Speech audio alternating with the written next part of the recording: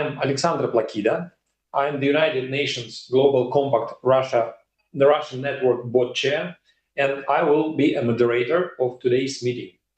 First of all, let me show my gratitude to the organizers of this joint panel. It's a national network of the United Nations Global Compact in Russia, Scientific School Conference International Climate Diplomacy, International Research Center in the field of ecology and climate change at Sirius, and University of Science and Technology. To start with, Conference of Parties, COP. Today we will have a dialogue between the most important parties involved in climate agenda.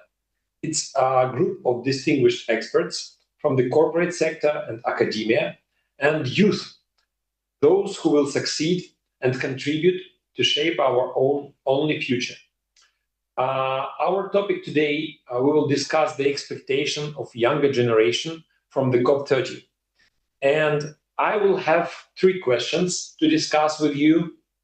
Those questions, first of all, they will be answered by youth representatives, and our experts will share their thoughts right after each question is answered. For each question, we will have 30 minutes to discuss, answer, and discuss. Well, it will take quite a time to introduce everyone here because we have like 20 plus participants for this panel. So thus, I will start with the question, and as soon as I will pass the microphone, I will ask the expert or the representative of the youth to introduce himself or herself. So, our topic number 1. So we will start with a climate agenda in general. And I would like you to comment, what is your personal attitude and expectations? How would you describe the current state as if we speak about the climate agenda? And what is your guess? How will our climate agenda change by 2050? And I will ask to start, I'm giving the floor to Polina Yegorova. Polina, it is an honor for you to open this discussion. The floor is yours. Thank you. Distinguished delegates, organizers, experts, and colleagues, I greet you on behalf of Russia's young generation. Firstly, can you hear me well? So my name is Polina Yegorova. I'm Golden Bronze medalist of the International Olympiad on Climate Change and Ecological Issues, and the absolute winner of the All-Russian Olympiad on Ecology. And it is a great honor for me, for our team, today to present our vision of the future climate agenda. So let me begin. The current agenda, shaped by developments within the UN Framework Convention on Climate Change, has already showed a global and comprehensive impact. Undoubtedly, climate change is now not only an environmental issue, but also a social, economic, and political challenge of planetary scale. The consequences of climate change now affect every person's life, regardless of gender, age, nationality, or social and material status. It is precisely our unity and equality in the face of these global natural challenges that serves as a catalyst for action. To make progress on the way towards sustainable development within the climate agenda, it is now essential to unite our ideas and foster an active stance, particularly among youth. Currently, half of the world's population is under the age of 30, within 1.8 billion young people aged from 10 to 24, representing the largest youth generation in history. This figure is expected to reach 57% by the end of 2030. This is a significant portion of the Earth population that will live in the realities being shaped here and now. Our engagement in international climate policy is reflected in active participation of youth advisory groups on climate change. As Antonio Guterres said, the climate battle is the fight of ourselves, and young people are on the front lines, leading the charge for climate justice. So my aim today is to convey to you our expectations, concerns, and more importantly, our aspirations for the current climate agenda. We recognize the success of existing mitigation and adaptation measures, especially in our country. In 2021, over 80% of updated nationally determined contributions in Russia included commitments related to nature-based solutions. We live in a country with vast natural capital, from Arctic deserts to Black Sea subtropics, from immense taiga forests to vast steppes. Russia is a leading environmental donor to the whole world. Under the UN Climate Change Convention, the Kyoto Protocol, and Paris Agreement, our country has undertaken specific emission reduction commitments, which it has largely fulfilled. According to the report by the Russian Ministry of Economic Development, natural climate solution could provide over 30% of the cost-effective mitigation measures required by 2030. The importance our country places on mitigation is reflected at the level of national targets. On September 29 of this year, Russia's emissions reduction target for 2035 was signed. Russia's immense potential in this area is being successfully advanced through science-intensive solutions, such as Altai Forest Project and numerous carbon polygons and farms in our country. The pace of adaptation currently lags slightly behind mitigation, which explains its elevated importance in international negotiations. The vulnerability of populations to the impact of climate change is increasing. Innovative solutions created by humanity for its continual survival are urgently needed. In my view, the focus of the global community in the climate agenda should now be on the practical implementations of adaptation projects using innovative technologies, but on the local and regional level mostly. Our generation understands the global importance of developing nature-based solutions. Government structures must actively facilitate, both financially and legally, the integration of such developments into widespread production practices.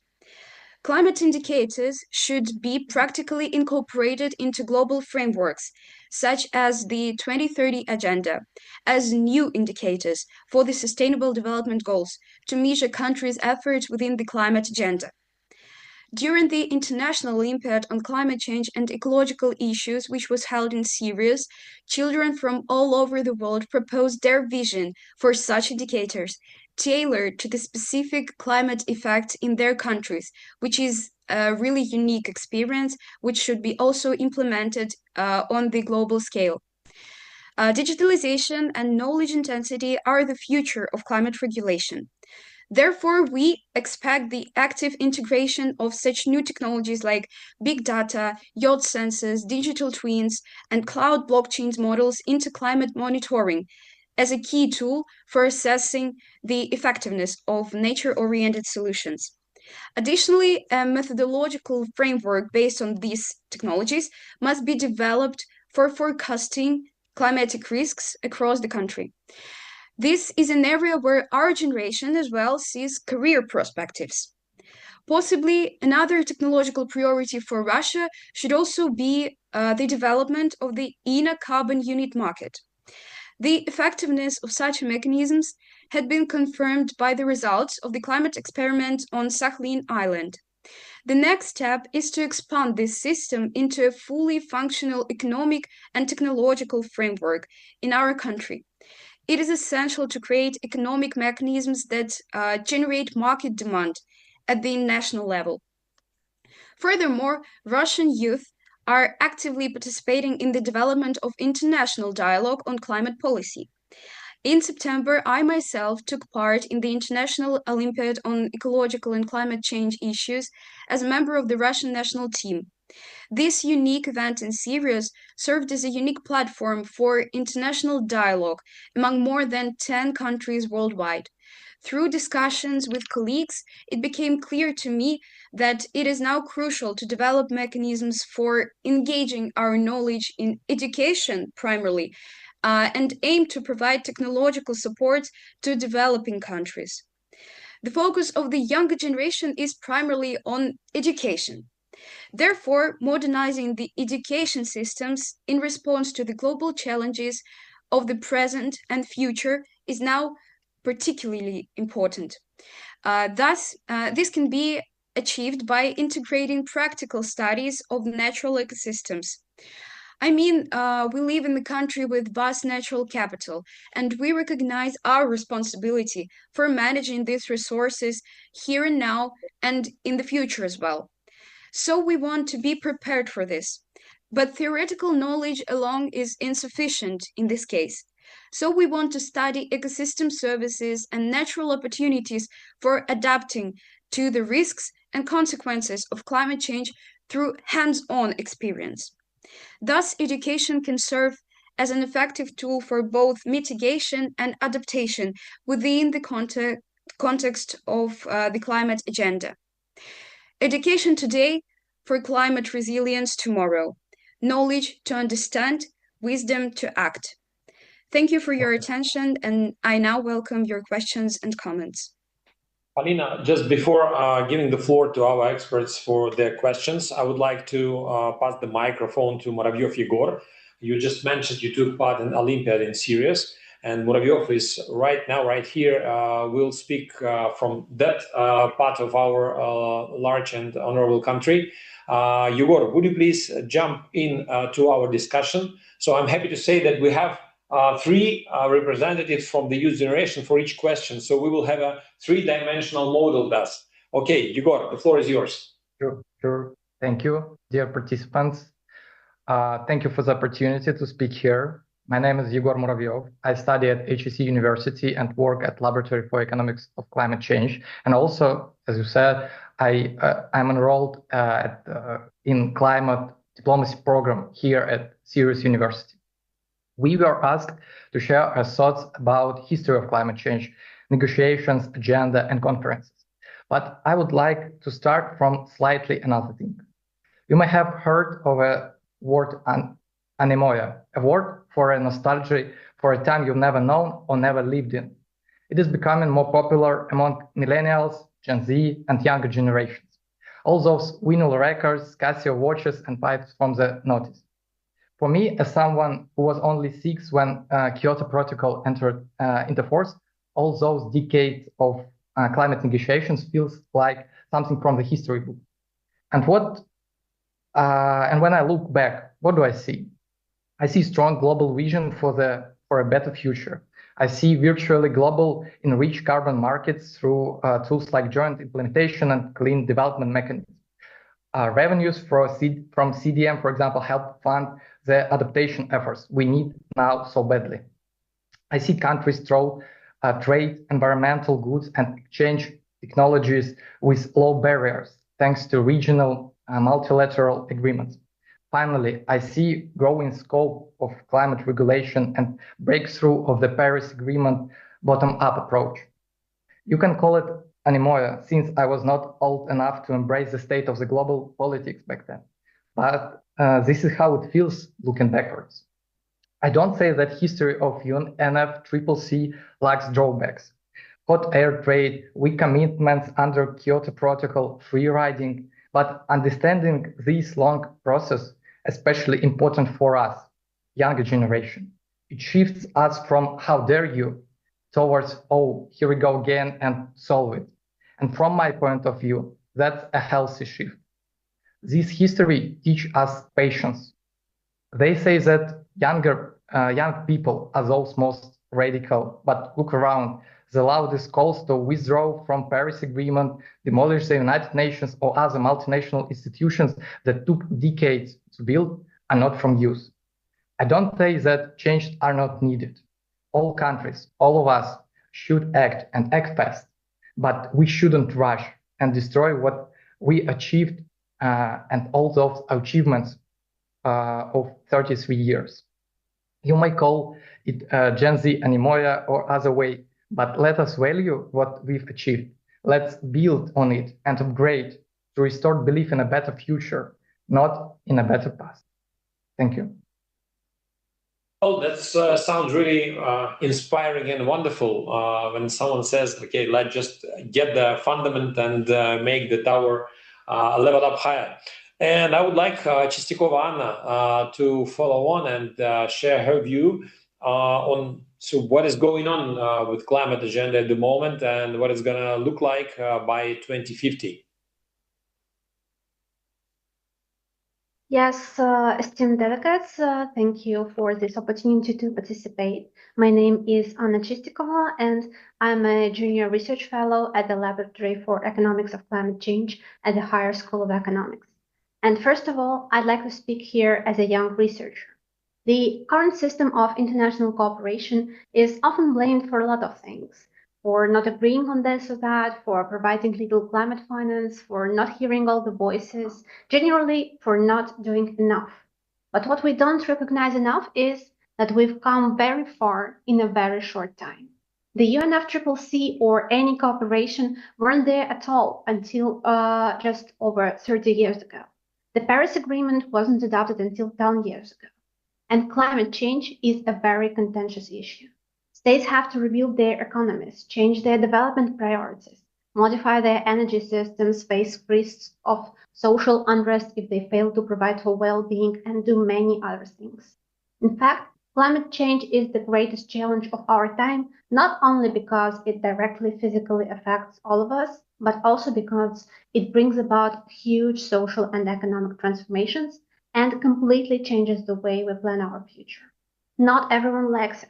Certainly not everyone has money for it. Most of the world doesn't. So I've been studying international politics for almost a decade now. I'm a 30th year PhD student, and I can tell you that given the scale of change required by everyone, we've come very far. It's actually a miracle we've come so far already. But it doesn't mean that we have to stop or go at the И same разрешить. speed. Это не означает, что мы должны Urgently остановиться. accelerate action Необходимо to срочно climate ускорять change наши before действия, в change. особенности This в is том, where что our касается focus is адаптации к critical изменениям role климата. plays Это то, should где be. наш прогресс The action наиболее not taken now заметно ниже, чем должен быть на этот момент. И адаптационное финансирование абсолютно необходимо, и оно снижалось с 2020 года. 300 миллиардов долларов необходимо развивающимся странам, которым и это финансирование было им обещано и не полностью предоставлено. И также медикаментозное лечение и медицинские препараты. Финансирование изменений климата абсолютно принципиальный момент и очень логичный, потому что чем больше мы разделим между всеми сегодня, тем больше всего у нас будет в будущем. И, в частности, молодежь будет жить в мире, когда климат уже изменится, и изменится очень сильно. Мы увидим, что уровень моря действительно поднялся, что засухи стали сильнее, что огромное количество биовидов вымерли из-за того, что не справляются с климатом. Более 1,5 миллиардов людей сегодня в мире нужно будет и дальше работать с этой проблемой. И также будет недостаточно воды, недостаточно пищи, недостаточно высокий уровень благополучия населения, нищета. И все это будет только... Would be of great help if at least part of the problem were solved sooner than later. We care a lot and we want our voices heard. Let's recognize that most decisions are still made by states. It's true that everyone comes to agreements here on conferences of the parties, but then everyone comes home and implements it in a nationally determined manner. At the same time, only 6% of young people say they are sufficiently included in political decision-making on national level. We take individual actions, we take part in non-governmental initiatives, but most policy is still formulated without us. That's why we encourage states to voluntarily include in their next round of nationally determined contributions how exactly they've involved young people into national climate action and policymaking. The first step to that can involve calling on young people, communities, NGOs, students, organizations in each country to create a roadmap, a youth vision of what should be done in their nation on the road to net zero. After that, dialogues can be established and specific actions can take place. It will show young people around the whole world that we're involved and we are ready to help as much as we can. Thank you very much for your attention. Thank you very much. Thank you all. And now it is time for our experts to jump in with their questions and start our discussion. So who would like to be the first one? Please introduce yourself.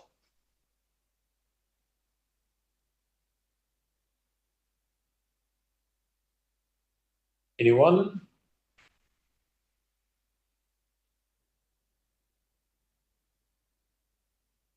Maybe I will start.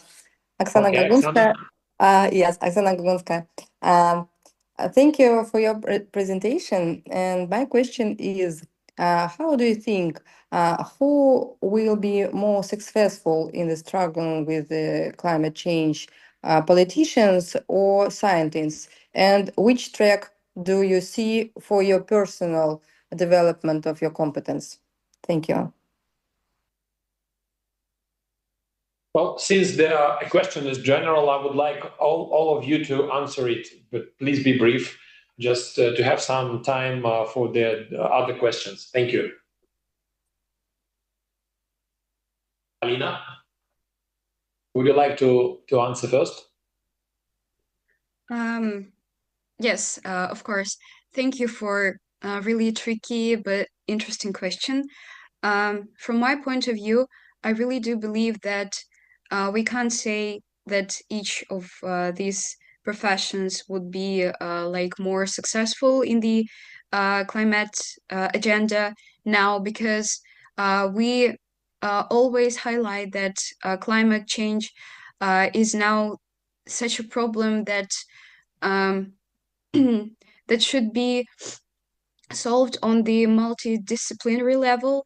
And here we may say that scientists should become a lot more like politicians, and politicians should become a lot more closer to scientists.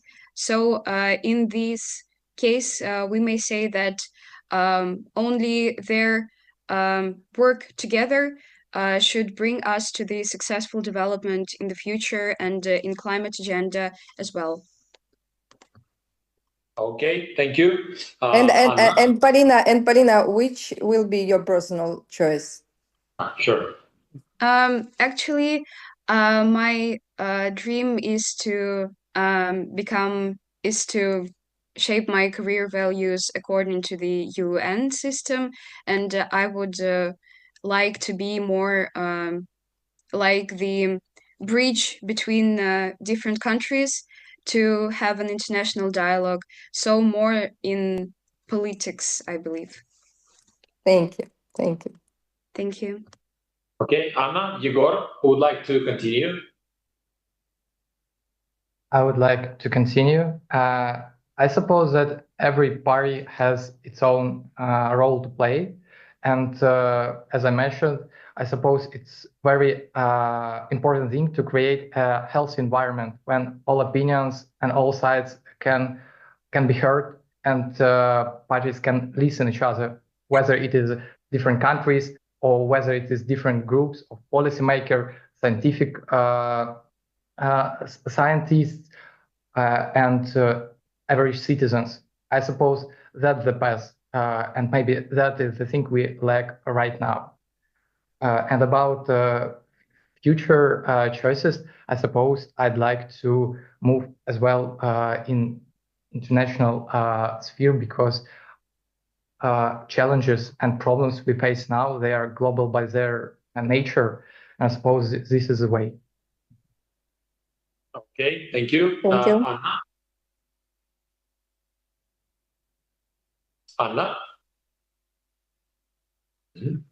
Yes, thank you for the question. Actually, I'm myself am a scientist, so I'm on the side of scientists, of course, but I'm a political scientist. So I know both sides of the story, and I would actually lean to the side of politicians here. But of course, on the strict science basis, and of course, decisions should be made with consultation of scientists. But politicians seem to have a proper vision of how all the systems work. That is, climate change is not about just one sector or about some small transformations. It's about rebuilding all economies, rebuilding social systems, rebuilding how everything, all the processes work in the country to a more sustainable manner. And this should be done within the whole political systems. There can be no unified single decision. It should be a long and complex process for which politicians might build strategies, but of course, as it already works now, there are think tanks, there are research centers that write how it should be done, and I think politicians should really take account of that, because all scientists know better, but only in their kind of narrow sphere, and all of that should be integrated together and implemented on a political level, and taken into account national interests and national circumstances, which scientists from one sphere might not always take into account about some other sphere, but politicians might see the bigger picture. So thank you. That might be it. Thank you. Thank you very much. Thank you. I would like to ask to stop sharing the screen with this logo, please. It's not appropriate for our discussion. Could you please, or yes, Mikhail Stepanov, would you please stop sharing the screen? I'm coming back to questions, Q&A. Who would also like to ask questions for the first block? Yeah, experts, please. I would like to ask a couple of questions to the participants, if you don't mind. Okay, Yuri, you're welcome. Just introduce Thank you yourself so much. Yes, thank you. So there are a couple of questions to all presenters, general and more specific. The first question: do you believe young people are being heard enough in global climate negotiations like a COP30, and what needs to change? That's first question. And second question: what concrete actions are you personally ready to take to contribute to climate solutions after COP30? Thank you.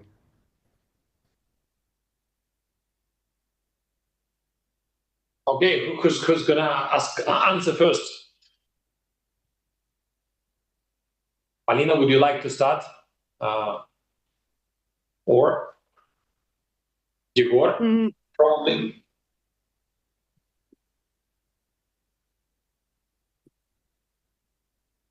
Okay, maybe I can start. Okay, Yes. you're welcome. To shuffle the order of our answers.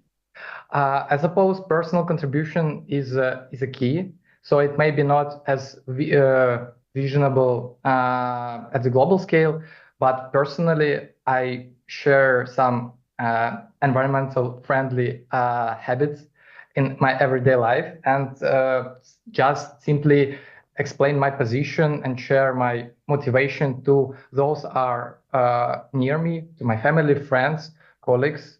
And I suppose it's a way to improve throughout everyday life.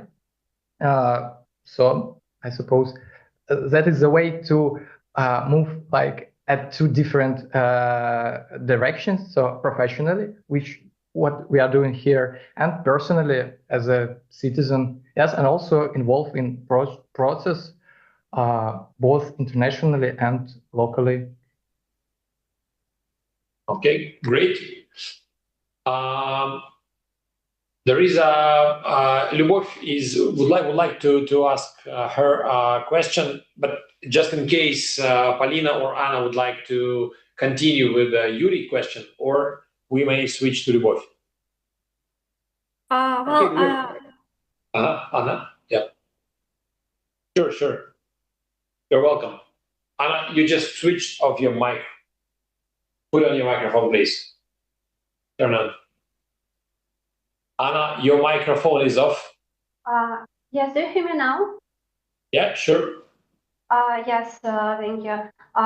Actually, I'd like to say that I also, like Igor, contribute to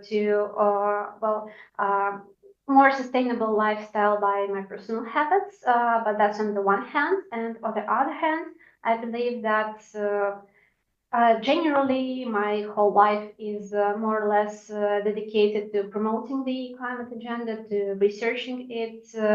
I contribute not on the year-on-year COP basis, but more regularly. I write research articles. I'm a public speaker on scientific conferences, and even in day-to-day interactions with people, I try to explain how climate change affects our lives and what exactly we should do to tackle it and what each of us can do. So I guess my contribution is more spread than concentrated on one event. Thank you. Anna, thank you. Lyubov, I would like to pass the microphone to you. The floor is yours. Please ask your question. Excuse me, and can I answer these questions Yeah, as well? Polina, sure, if you're ready, just be brief, please. Yeah, okay. So according to the first question, I may say that a young generation have shifted the overtone window and made like ambitious demands, which seemed very reasonable during the COPs.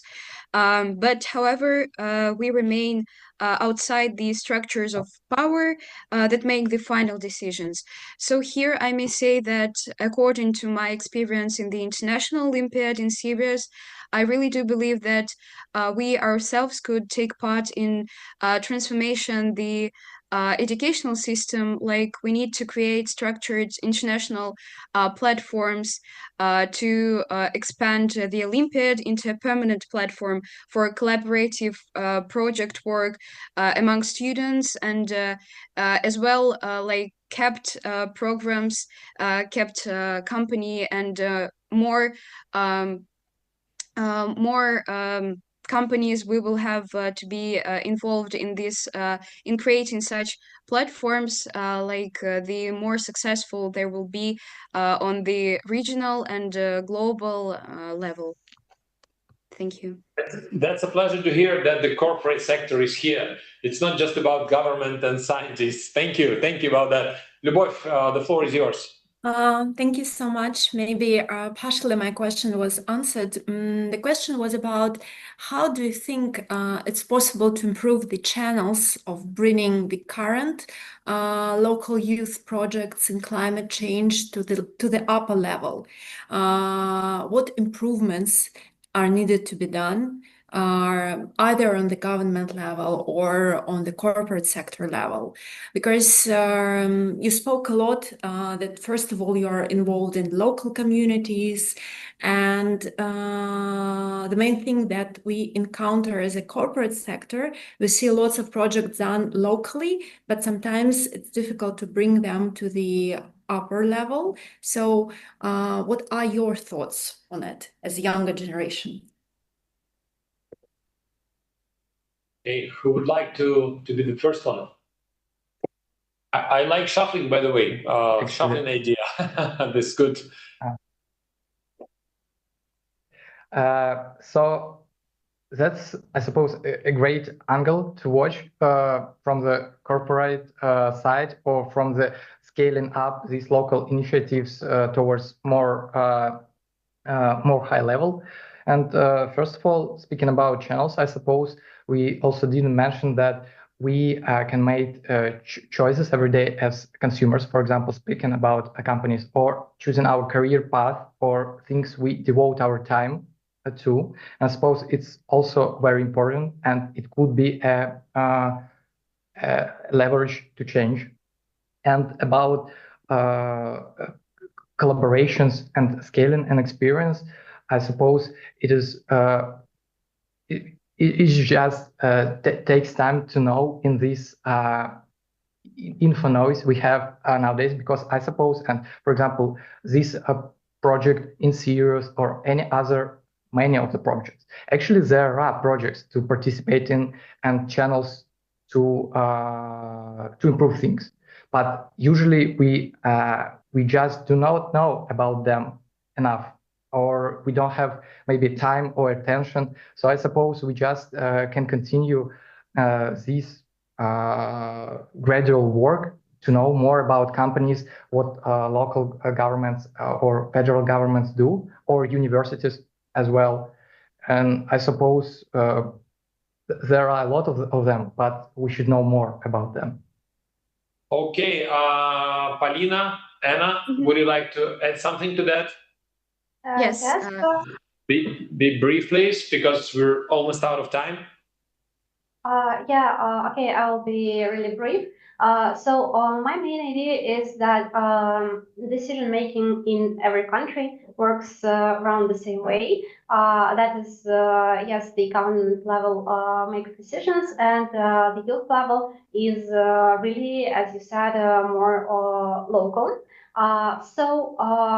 The youth usually don't know themselves how to get involved. And the key might be to create some youth formats, to maybe invite some young people to, for example, create a youth council that would involve leaders from youth NGOs, communities, organizations, and to create a dialogue. The youth will come if the youth knows where to come, and the youth will really gladly contribute their ideas to the corporate sector, to city councils, to any level, because we do have ideas, especially the people that already implement some local initiatives. They will be very ready to help, and they will know more about the opinions, the shared opinions of the communities they represent. Thank you. Okay, thank you. Good. Polina, would you like to add something to that? Yes, I'm totally agree with my colleagues, and also would like to add that for our generation, it is vastly important to create more social media practices, social media platforms, and content from different companies to how we can act out, how we can maybe act out in practical level, and maybe more vacancies for young people in monitoring, in transformation in different companies, maybe more vacancies even without experience, because now it is really difficult for our generation to build our career path, because we sometimes don't have enough experience in one sphere, but we are ready, and we are fragile and ready to act. And more opportunities maybe from the corporative spectrum to green startups, because startups are the key tool how our generation may affect the market demand for green technologies and green revolutions sector in economy, like on the whole. Polina, thank you very much. I can see Anatoly would like to ask a question, but colleagues, we got to stick to the plan. So Anatoly, I will give you an opportunity in the next block that I'm going to open at the moment. So thank you all the speakers, and I think we got a brilliant discussion. So thus I would like to ask our following speakers to be more brief, to leave some space to ask and answer the questions. The topic number 2 for our today's meeting, I guess it's the toughest one. And at the same time, it is of the more importance, because I would like to hear from youth, how do they really understand the COP30 agenda? So I would like to ask you to answer the following questions. So what do you call a successful result for COP30? What are the most important lessons from previous COP that COP30 delegates should take into consideration? So what are the hints, probably, what are your advices to our delegates so that COP30 could be called a successful event? So, and I would like to ask to start Milena Ivanova. You're welcome. Good afternoon, dear experts, organizers, colleagues. My name is Milena Ivanova. I represent the youth of Russian Federation, and I have a gold and bronze medal from the International Olympiad in Ecology and Climate, and a prize winner of the All Russian Olympiad in Ecology. I'm very pleased to be here and would like to present my report. Understanding the seriousness of the climate crisis, we see the role of young people in the global climate conservation changing quickly. The new generation is no longer just watching. We are becoming a driving force for real change, bringing fresh ideas and new solutions. Through our project and actions, we are showing that climate solution must not only be based on science, but also be fair, use technology, and include everyone. We are building a bridge between science, politics, and society, turning complex ideas into real action.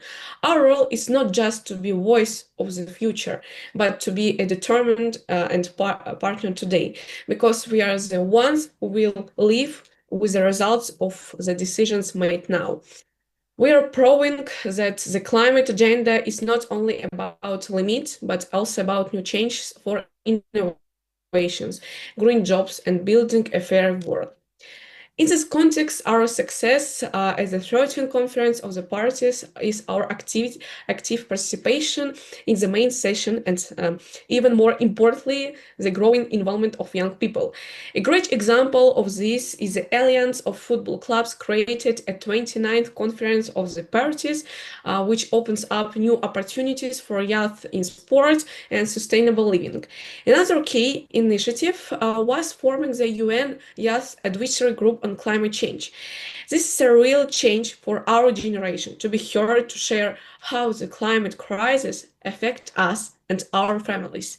And it allows the UN Secretary General to directly hear from young people as the UN works to speed up global climate action and advance all 17 Sustainable Development Goals. It is very encouraging that the UN is committed to supporting the youth movement worldwide. So what is the most important investment for climate stability? It is education and raising awareness. It is crucial to involve all parts of society in this work, and we already have successful examples, initiatives, like International Strategy for Promoting a Culture of Sustainable Development for 2034-2030, focus on inclusion and accessibility. They aim to ensure that every young person, no matter where they are from, their background or their situation, can contribute to solving environmental issues. This strategy creates space for participation in decision-making and builds a global culture responsibility. This is why we convinced that part of climate funding must go towards educational programs focused on adaptation. Investing in the knowledge of young people is the most sustainable investment in a future that includes not only climate stability, but also solutions to a whole range of environmental problems in general. What do we specifically expect from the 13th Conference of the Parties?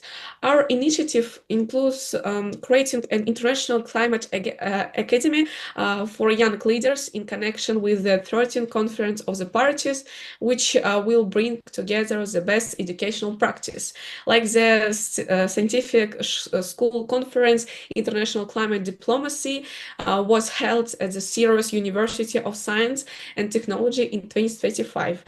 Into a single network for training people to implement the Paris Agreement. We propose launching the Climate Transformers program, 1-year practical missions in the world's most vulnerable regions, where international youth teams will work on restoring ecosystems, adapting infrastructure, and implementing green technologies, using the experience for carbon polygons and permafrost research.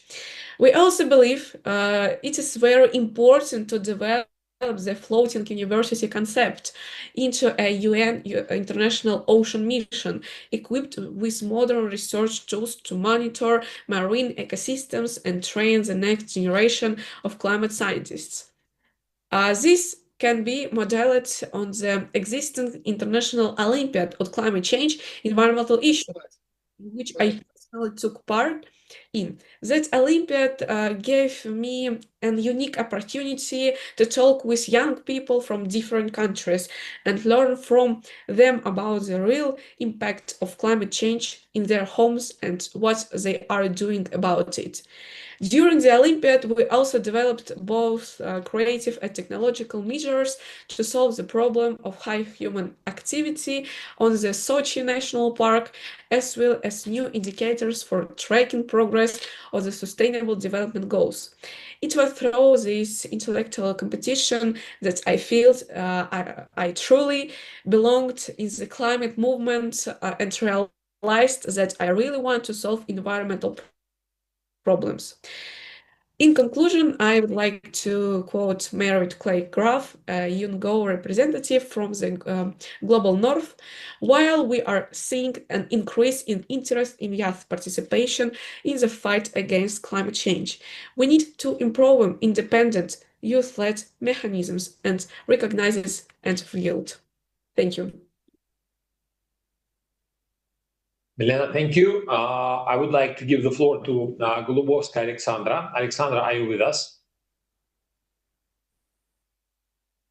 Okay, you're welcome to answer. So share with us your thoughts on what would you call a COP30 successful result?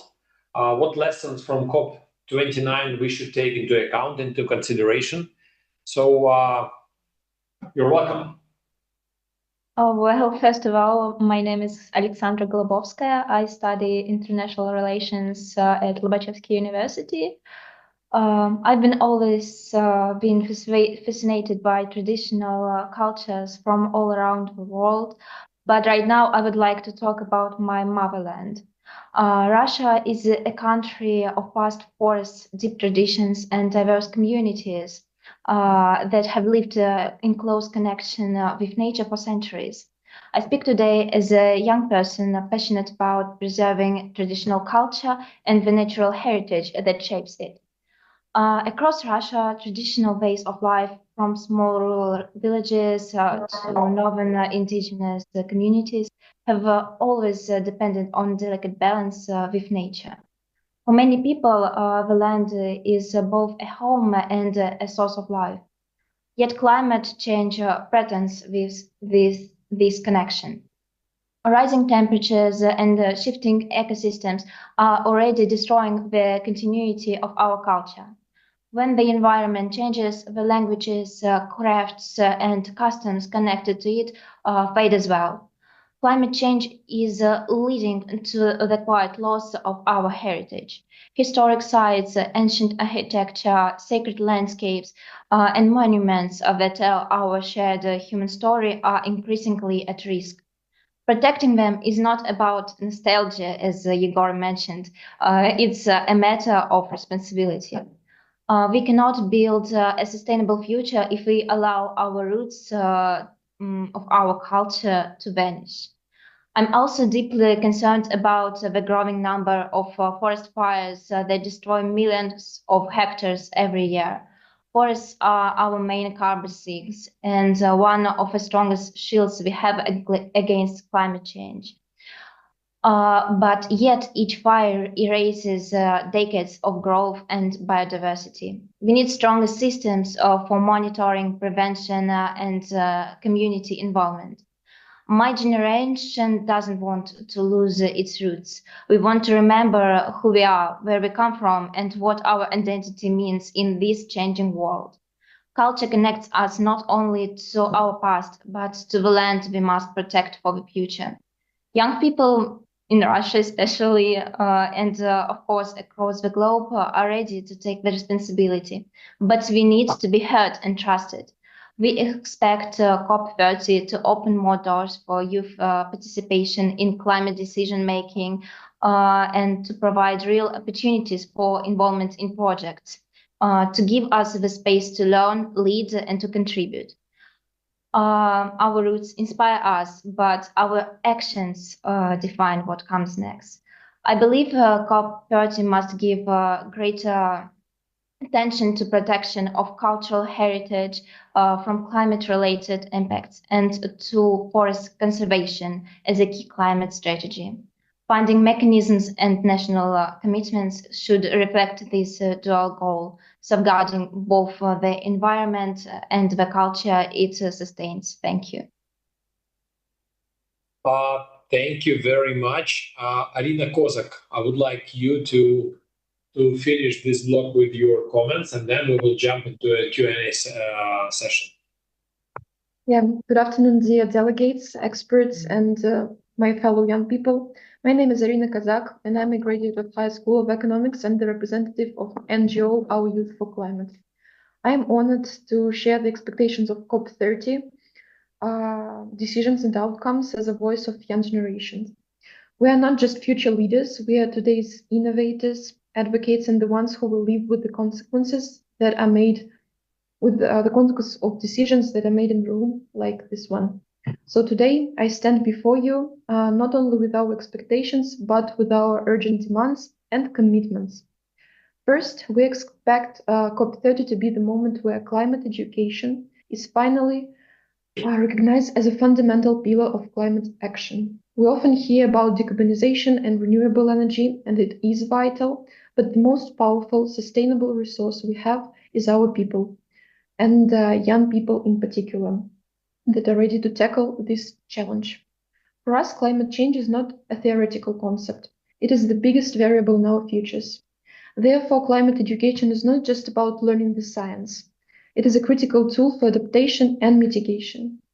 Young leaders are already teaching how to handle changing weather patterns and launching sustainable startups. This is education in action.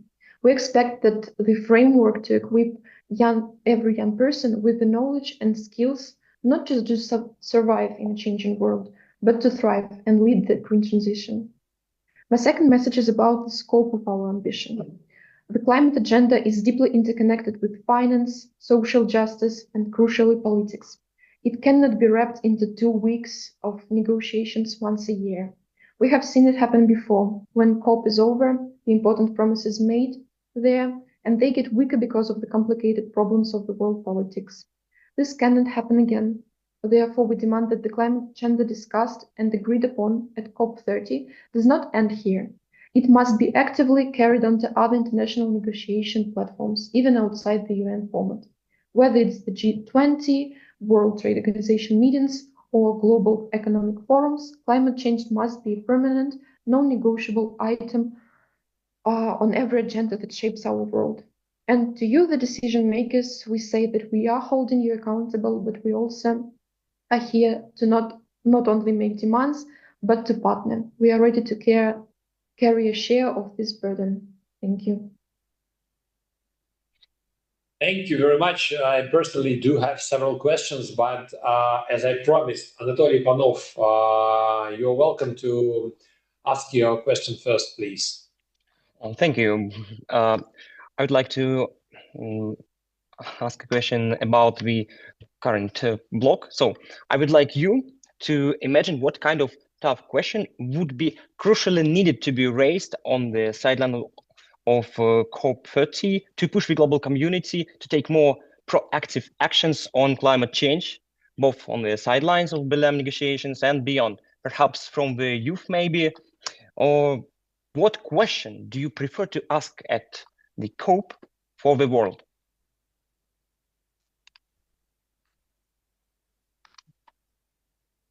Thank you. Hey, who would like to start? Okay, I can start. The question that would be, I think, critical for COP30 to be successful and have reliable results is who is responsible, and the responsibility lies not only on the politicians that are making the decisions, but the ones who do this, who come these decisions into life, and these the young people. These are the administration of national governments, and I think the most successful outcome of the COP30 would be to organize the framework that would make the process of realizing these decisions, which has been made, easier for people that are responsible for that. Okay, thank you. Milena, Alexandra, would you like to give your comments?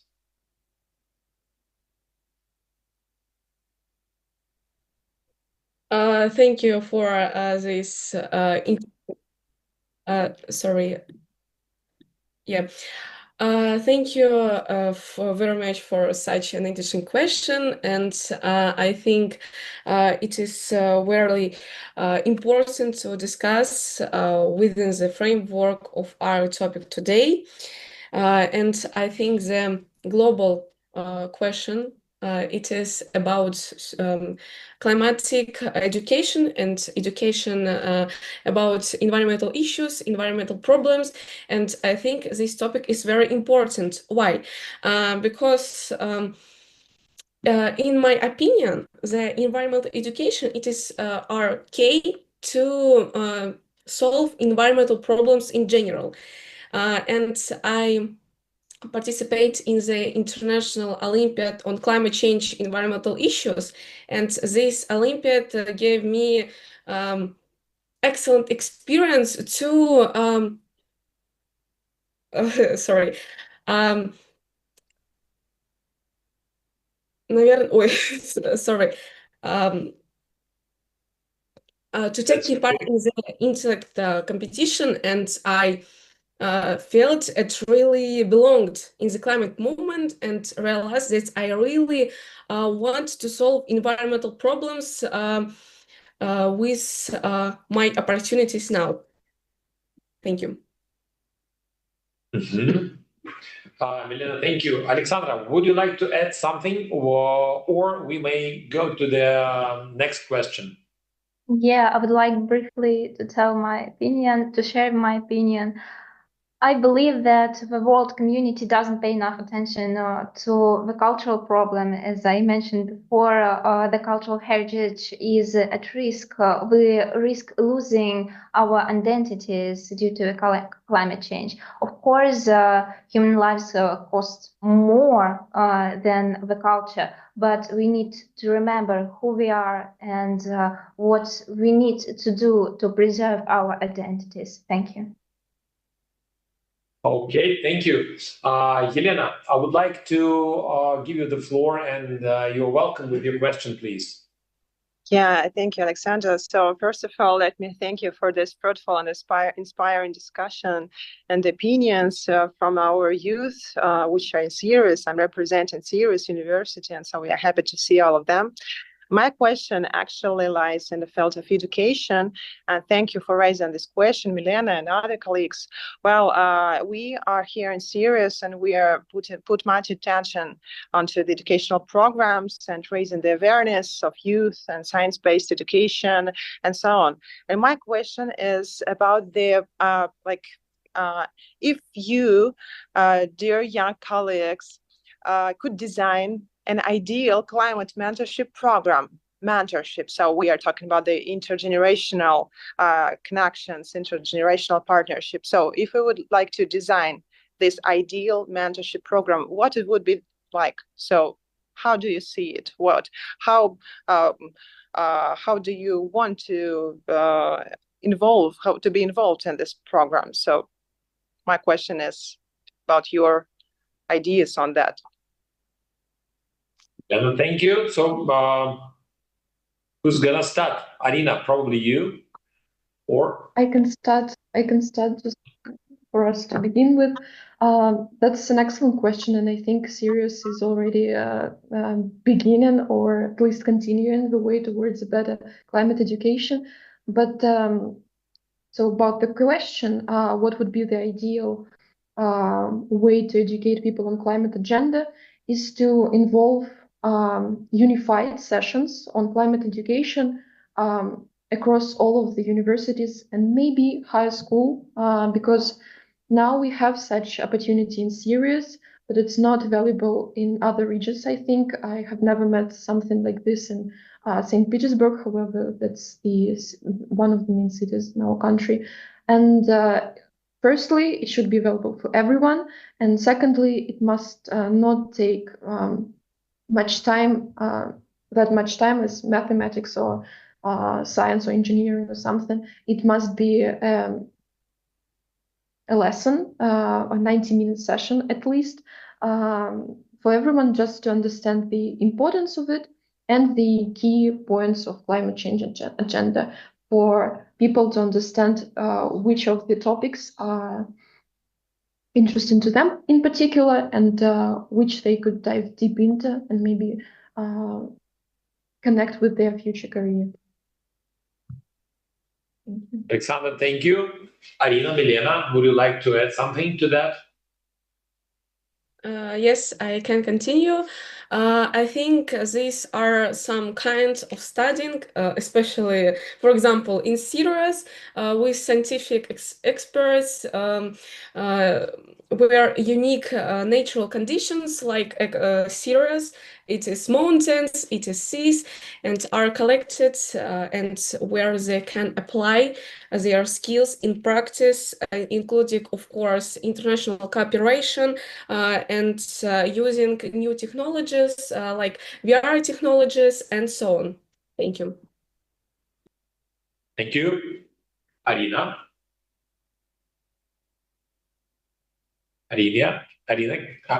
Arina already answered this question, so I would like. Okay. I'm sorry, Alexandra. Okay. I believe that we need to change the mindset of younger children. Like even from 3 years old, the children are taught that we can always have another chance. We can always use something else. We have a single-use mentality, as I would say.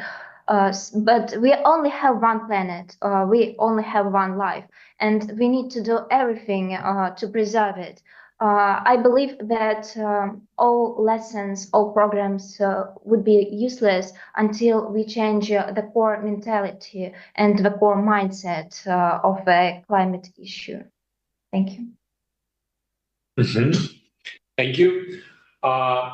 Elena, are you satisfied with the answers, or would you like to come down? Yes, thank you. Of course, yes, I have so many questions, actually more, but I think that our discussion is limited, so we can provide more educational programs and more opportunities to speak about climate agenda. So I think for this question is more than enough. Thank you. Thank you, colleagues. We're moving on as we have the next and final, as we say, last but definitely not least question. So I would like our following delegates to speak on willingness to contribute and participate in climate agenda action. Of course, lots of this has already been touched in speeches, but tell us again, because we have 3 new youth delegates who would like to speak on this subject. How do you assess the current youth involvement? Please speak about the changes. Name the most important changes that should be done in order to get better results in involvement and in cooperation between youth and current actors. Okay, Taisia Tretyakova, would you please start? Hello, my name is Taisia Tretyakova. I'm the winner of the All-Russian Olympiad of the School Children. And as a representative of young people, I want to emphasize that environmental problems, including climate change, have reached such a critical point that addressing them in general terms is no longer possible. There have been too many promises and too little action. We are the digital generation and we require corresponding solutions. I do not believe in reducing our needs, but I do believe in technological progress and conscious human activity. General solutions are outdated. We need greater specificity and inclusiveness. We need models of environmental-oriented development for all countries and regions, from Lisbon to Kamchatka, from Antarctica to Finland. And actually, this task directly resonates with the updated climate doctrine of the Russian Federation, approved in 2023, which defines climate policy as the basis for their country's safe and sustainable development. The doctrine explicitly states the need to consider the consequences of climate change for each region. These models must encompass measures for both climate change adaptation and reduction of anthropogenic impacts at atmosphere, gas composition, and ecosystems. We need a qualitative analysis of the potential of each area of the Earth's surfaces, including assessment of biological systems, their conditions, biodiversity levels, absorption capacity, and natural resource potential. However, due to limited human capacity and natural and personal shortages, conducting such a qualitative and large-scale analysis of every part of the planet is nearly impossible. Nevertheless, there are more and more specialists in IT, including artificial intelligence.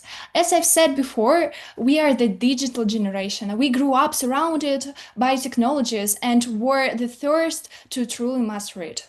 That's why I believe that the main priority of modern climate agenda should be a plan to adapt artificial intelligence and data analytics systems to environmental objects. We do not need blind mitigation and selective adaptation. We need comprehensive solutions based on data from each region. Through artificial intelligence, it is possible to identify how to increase the share of renewable energy sources, which technologies should be replaced with more environmentally friendly ones, and which ecosystems are most critical and require special attention. Of course, there may be certain risks associated with using artificial intelligence. These are new technologies, and it is always necessary to weigh pros and cons sensibly, but in my opinion, it will be more beneficial. I think that the main priority now is implementing real-time monitoring and reporting systems, because the situation in 5, 10, 20 years can change so dramatically, so such reports will simply become meaningless. Through artificial intelligence, it is possible to conduct high-quality, detailed monitoring and data processing in real time, which makes the environmental situation in each country and each region more transparent for citizens. Only in this way, every person would understand for themselves what to expect from the future and what they can do to their homeland. For the majority of population, the environmental and climate issues seem distant and unreal. But if we create a data visualization system that is intuitive and comprehensible to everyone, there will be more interested people willing to contribute to the preservation of our planet. I also think that most young people are better able to understand and feel the problem of climate change. We are constantly in a stream of information and therefore can consider the problem of all sides. We can see the passing of the baton from past leaders to the new generation precisely due to technology and the level of knowledge and information proficiency. As for me, I believe I occupy a rather unique position of the climate agenda. I'm studying several disciplines in one time and combining ecology with physics and computer science, which allows me to examine the global situation from all perspectives. I understand the physics of meteorological processes and possess the skills to create digital tools that can help us modernize the environmental sector. My key objective for the coming years is to create an environmental monitoring network based on the latest technologies, initially in Russia and, of course, subsequently at the international level. Through artificial intelligence, it would be possible to process large areas of data that can be obtained from various major companies. It will help us to make a qualitative analysis of the potential of each area of the Earth's surface. So, in conclusion, I want to say that we hope that our words at COP30 will truly be heard, that our speeches are not merely a formality, but a genuine call to action. It is the younger generation that is now capable of modernizing the traditional economic model and making it more environmentally oriented. And the sooner our ideas reach the masses, the faster we will be able to improve the environmental situation globally. So that's all that I wanted to say. Thank you for your attention. Taisia, thank you so much. I would really thank you for your passion and energy with which you just delivered your speech. It is wonderful, really. Maxim, would you like to continue, please?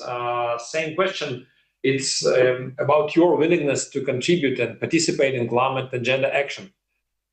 Please. Of course, good afternoon for everyone, and I'm so proud to be here and to have a chance to tell my opinion.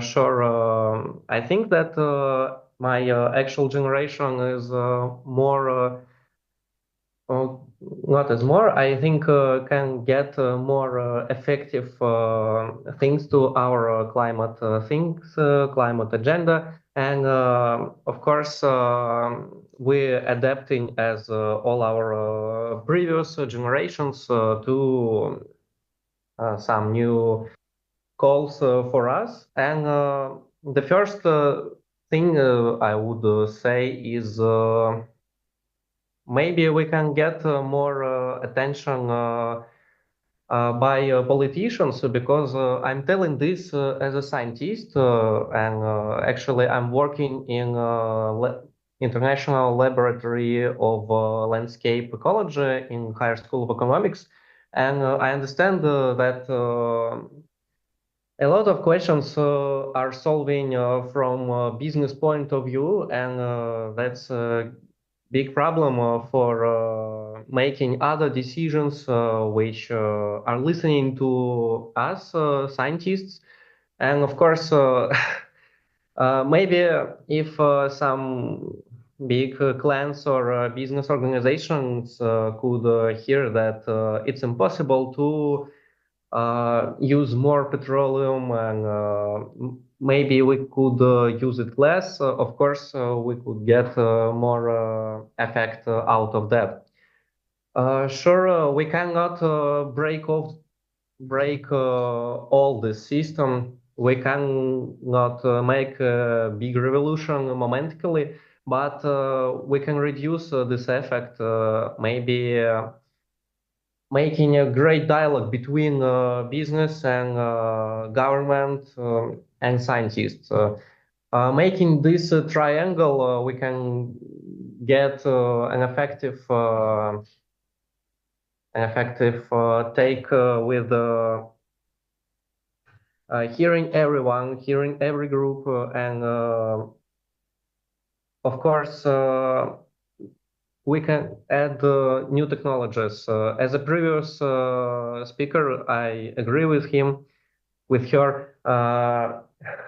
We can use digital twins, for example, and not only in science, not only in technologies. We can use digital twins between some groups which are taking some decisions, I mean, on an international level.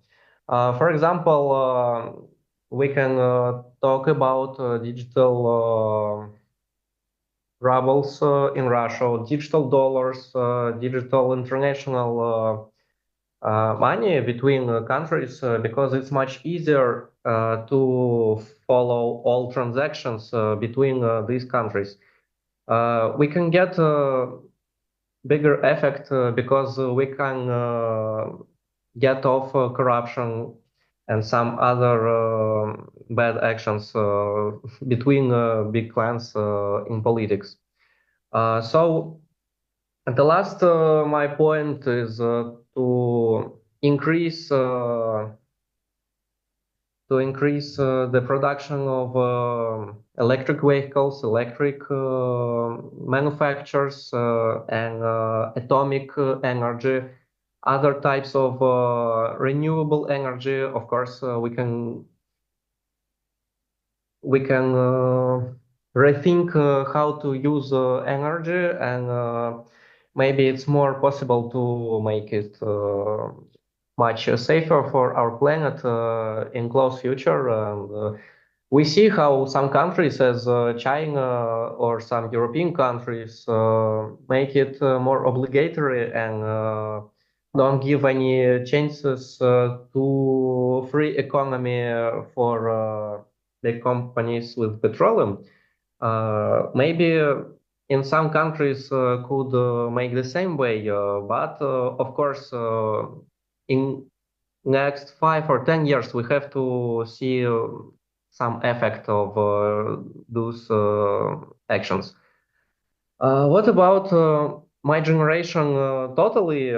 I see that more and more people are interested in sorting wastes and using public transport except of cars because, of course, we understand that we are closer to big problems than our previous generations, and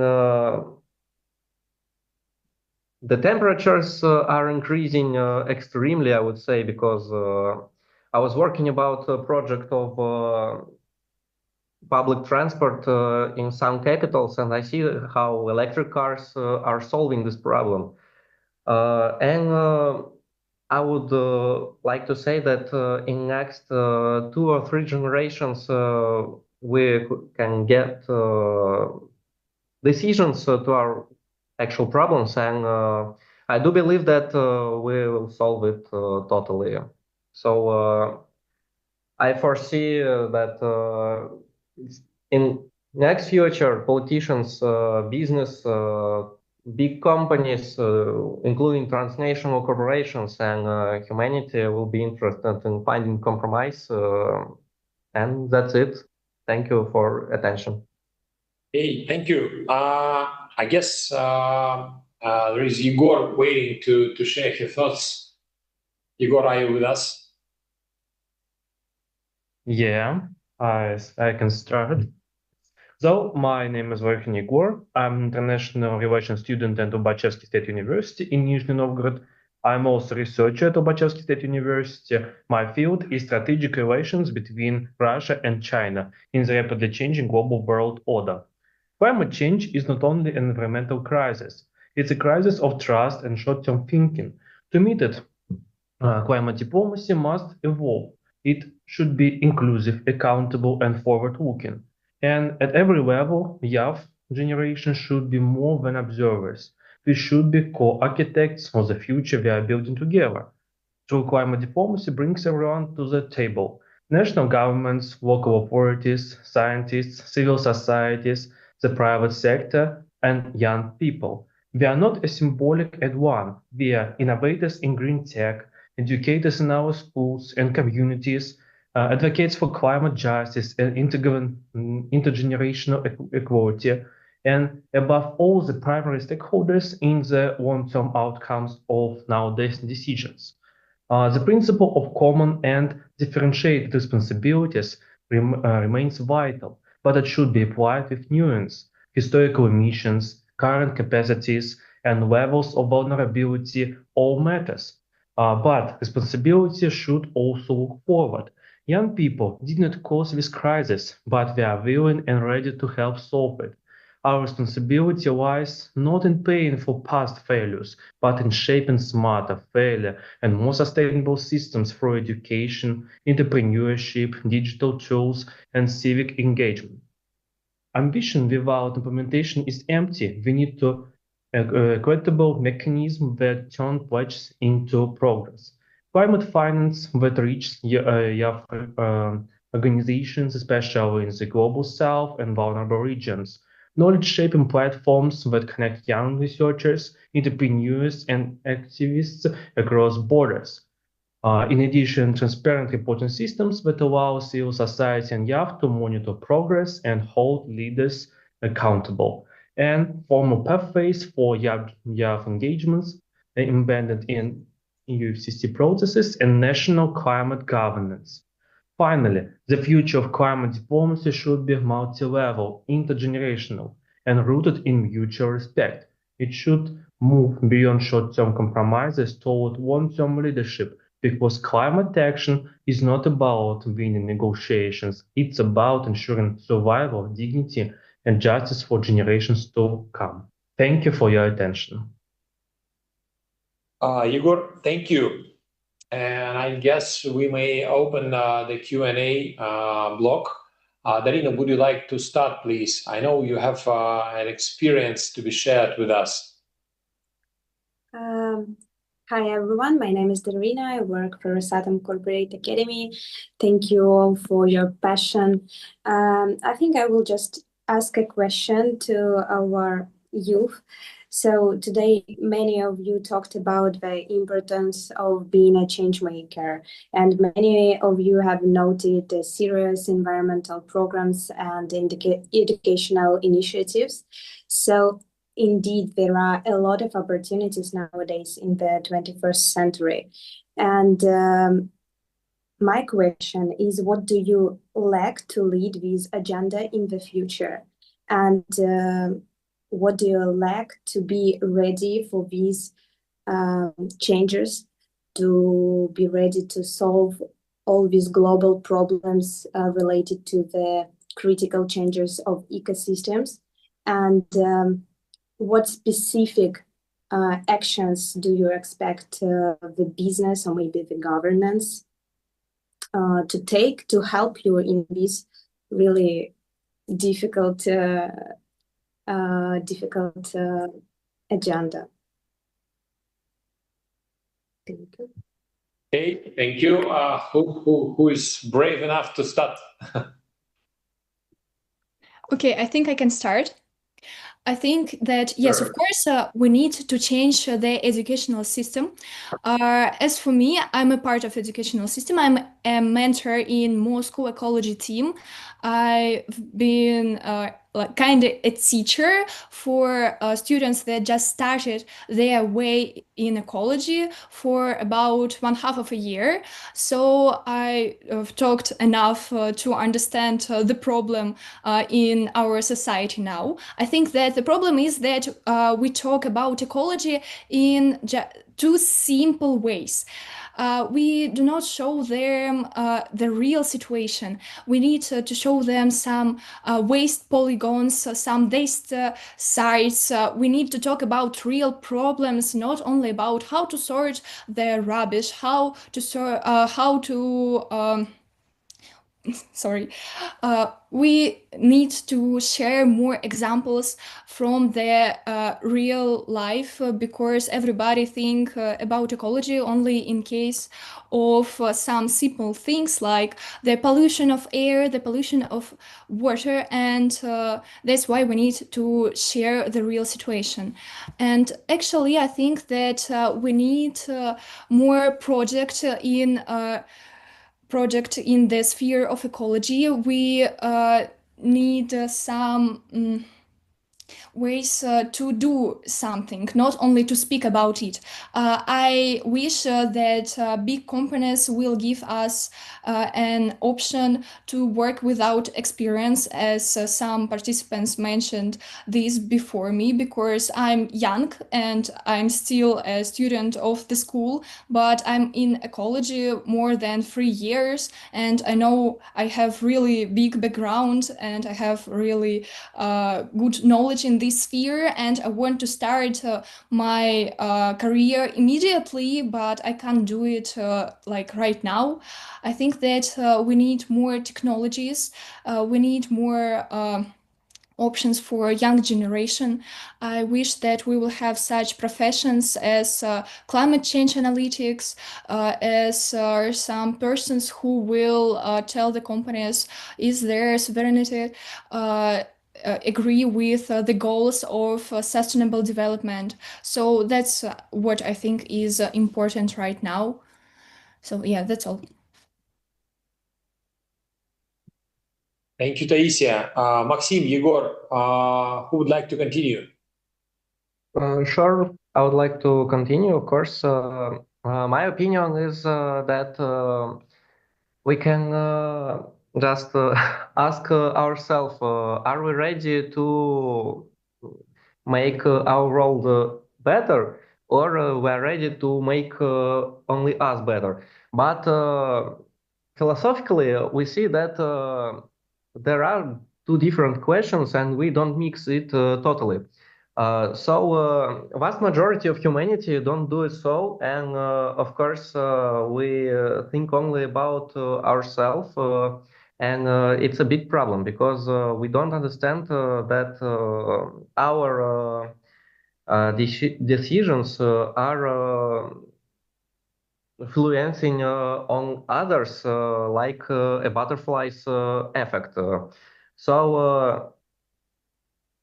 Some of us, of course, we're little parts of society, but we have much bigger parts. And I don't mean governments, I mean about transnational corporations and big international corporations. For example, we see some petroleum companies, but they sell their products.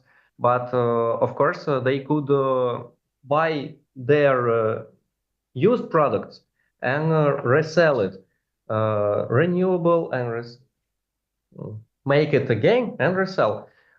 It could be a big effect for them with money. It could be a big effect for them with reputation, but they don't do it because they just don't know about this.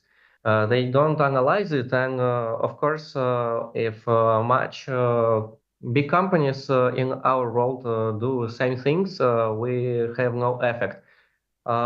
We can not tell about this here and do believe that in some minutes or days we get opportunity effect much more positive than its actual. So this question is much more philosophical for me because it depends on humanity total thoughts, not only people's or scientifics in ecological sphere. That's why I think that maybe some transnational corporations could invest in big ecological products in their products and be interested in some future things as renewable energy. For example, we can get a big petroleum company which sell petroleum, but we understand that we have no more than can use. Of course, this type of fuel is not infinitive, and of course, we can get a big crisis of not having some fuel. Why do they don't investigate in some new types of energy? Telling the truth, I don't know, but they can do it, and I see no problem for them to investigate in these new types of energy, as an example. So that's why one more sentence. That's why we have to make much more educational things and to tell everyone to think about it much more than actually. That's it. Thanks. Thank you, Maxim. Yegor, would you just be brief, like a minute, because we need to close to come to, because the next discussion is scheduled just like in 15 minutes. Yeah, I just only want to add to my colleagues, yes, there is a lack of programs in, for example, my university during my education. So in my opinion, governments must implement some educational programs in ecological programs for example, students of international relations. So business should continue investments and conduct educational programs for students, pupils in schools, and others who want to express their ideas to who is forwarding some projects, grant initiatives, also, of course, to express their ideas, demonstrate their abilities, though only together business and governments can change the situation and improve it. Yeah, thank you. Igor, thank you. Dear all, I would like to thank you for a great discussion. I think that the United Nations team has got a tough choice because a lot of runner-ups who might be choice for the future programs for the youth. And I'm pretty sure that some of you will get a chance to join it. And closing, I would like to state the following. We had 3 tough questions, and speaking about discussion between youth and us, I would like to say that there are no right answers, because each answer is how you feel about this question. And let me show you my attitude towards our discussion. So we have a very touching moment when the older generation touches the thoughts of younger generation. But we must understand that in order to succeed in building our own future, it's not just to touch, but we need to pass the baton. We need to pass the baton to our future generation. And in case we will succeed in doing that, that will mean that everything is going to be okay with not just our kids, but with our grand and grandkids. Thank you all. I wish everyone that the COP30 will bring us some good news and good results, and that will give us the next layer of the fundament to build and to move on, solving really global challenges. Thank you, goodbye, and see you.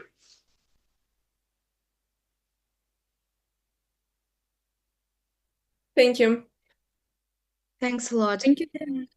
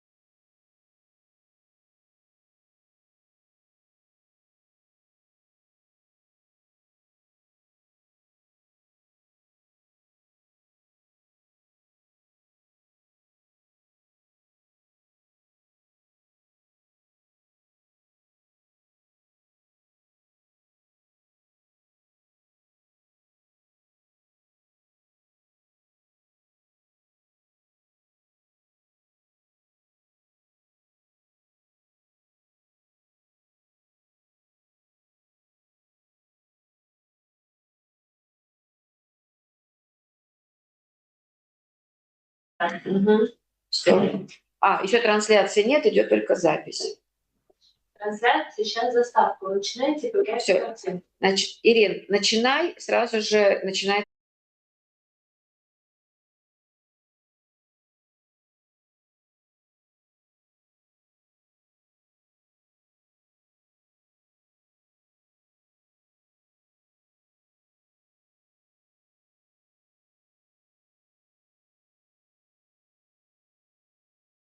Good afternoon, dear colleagues. It's my great pleasure to introduce our session for today.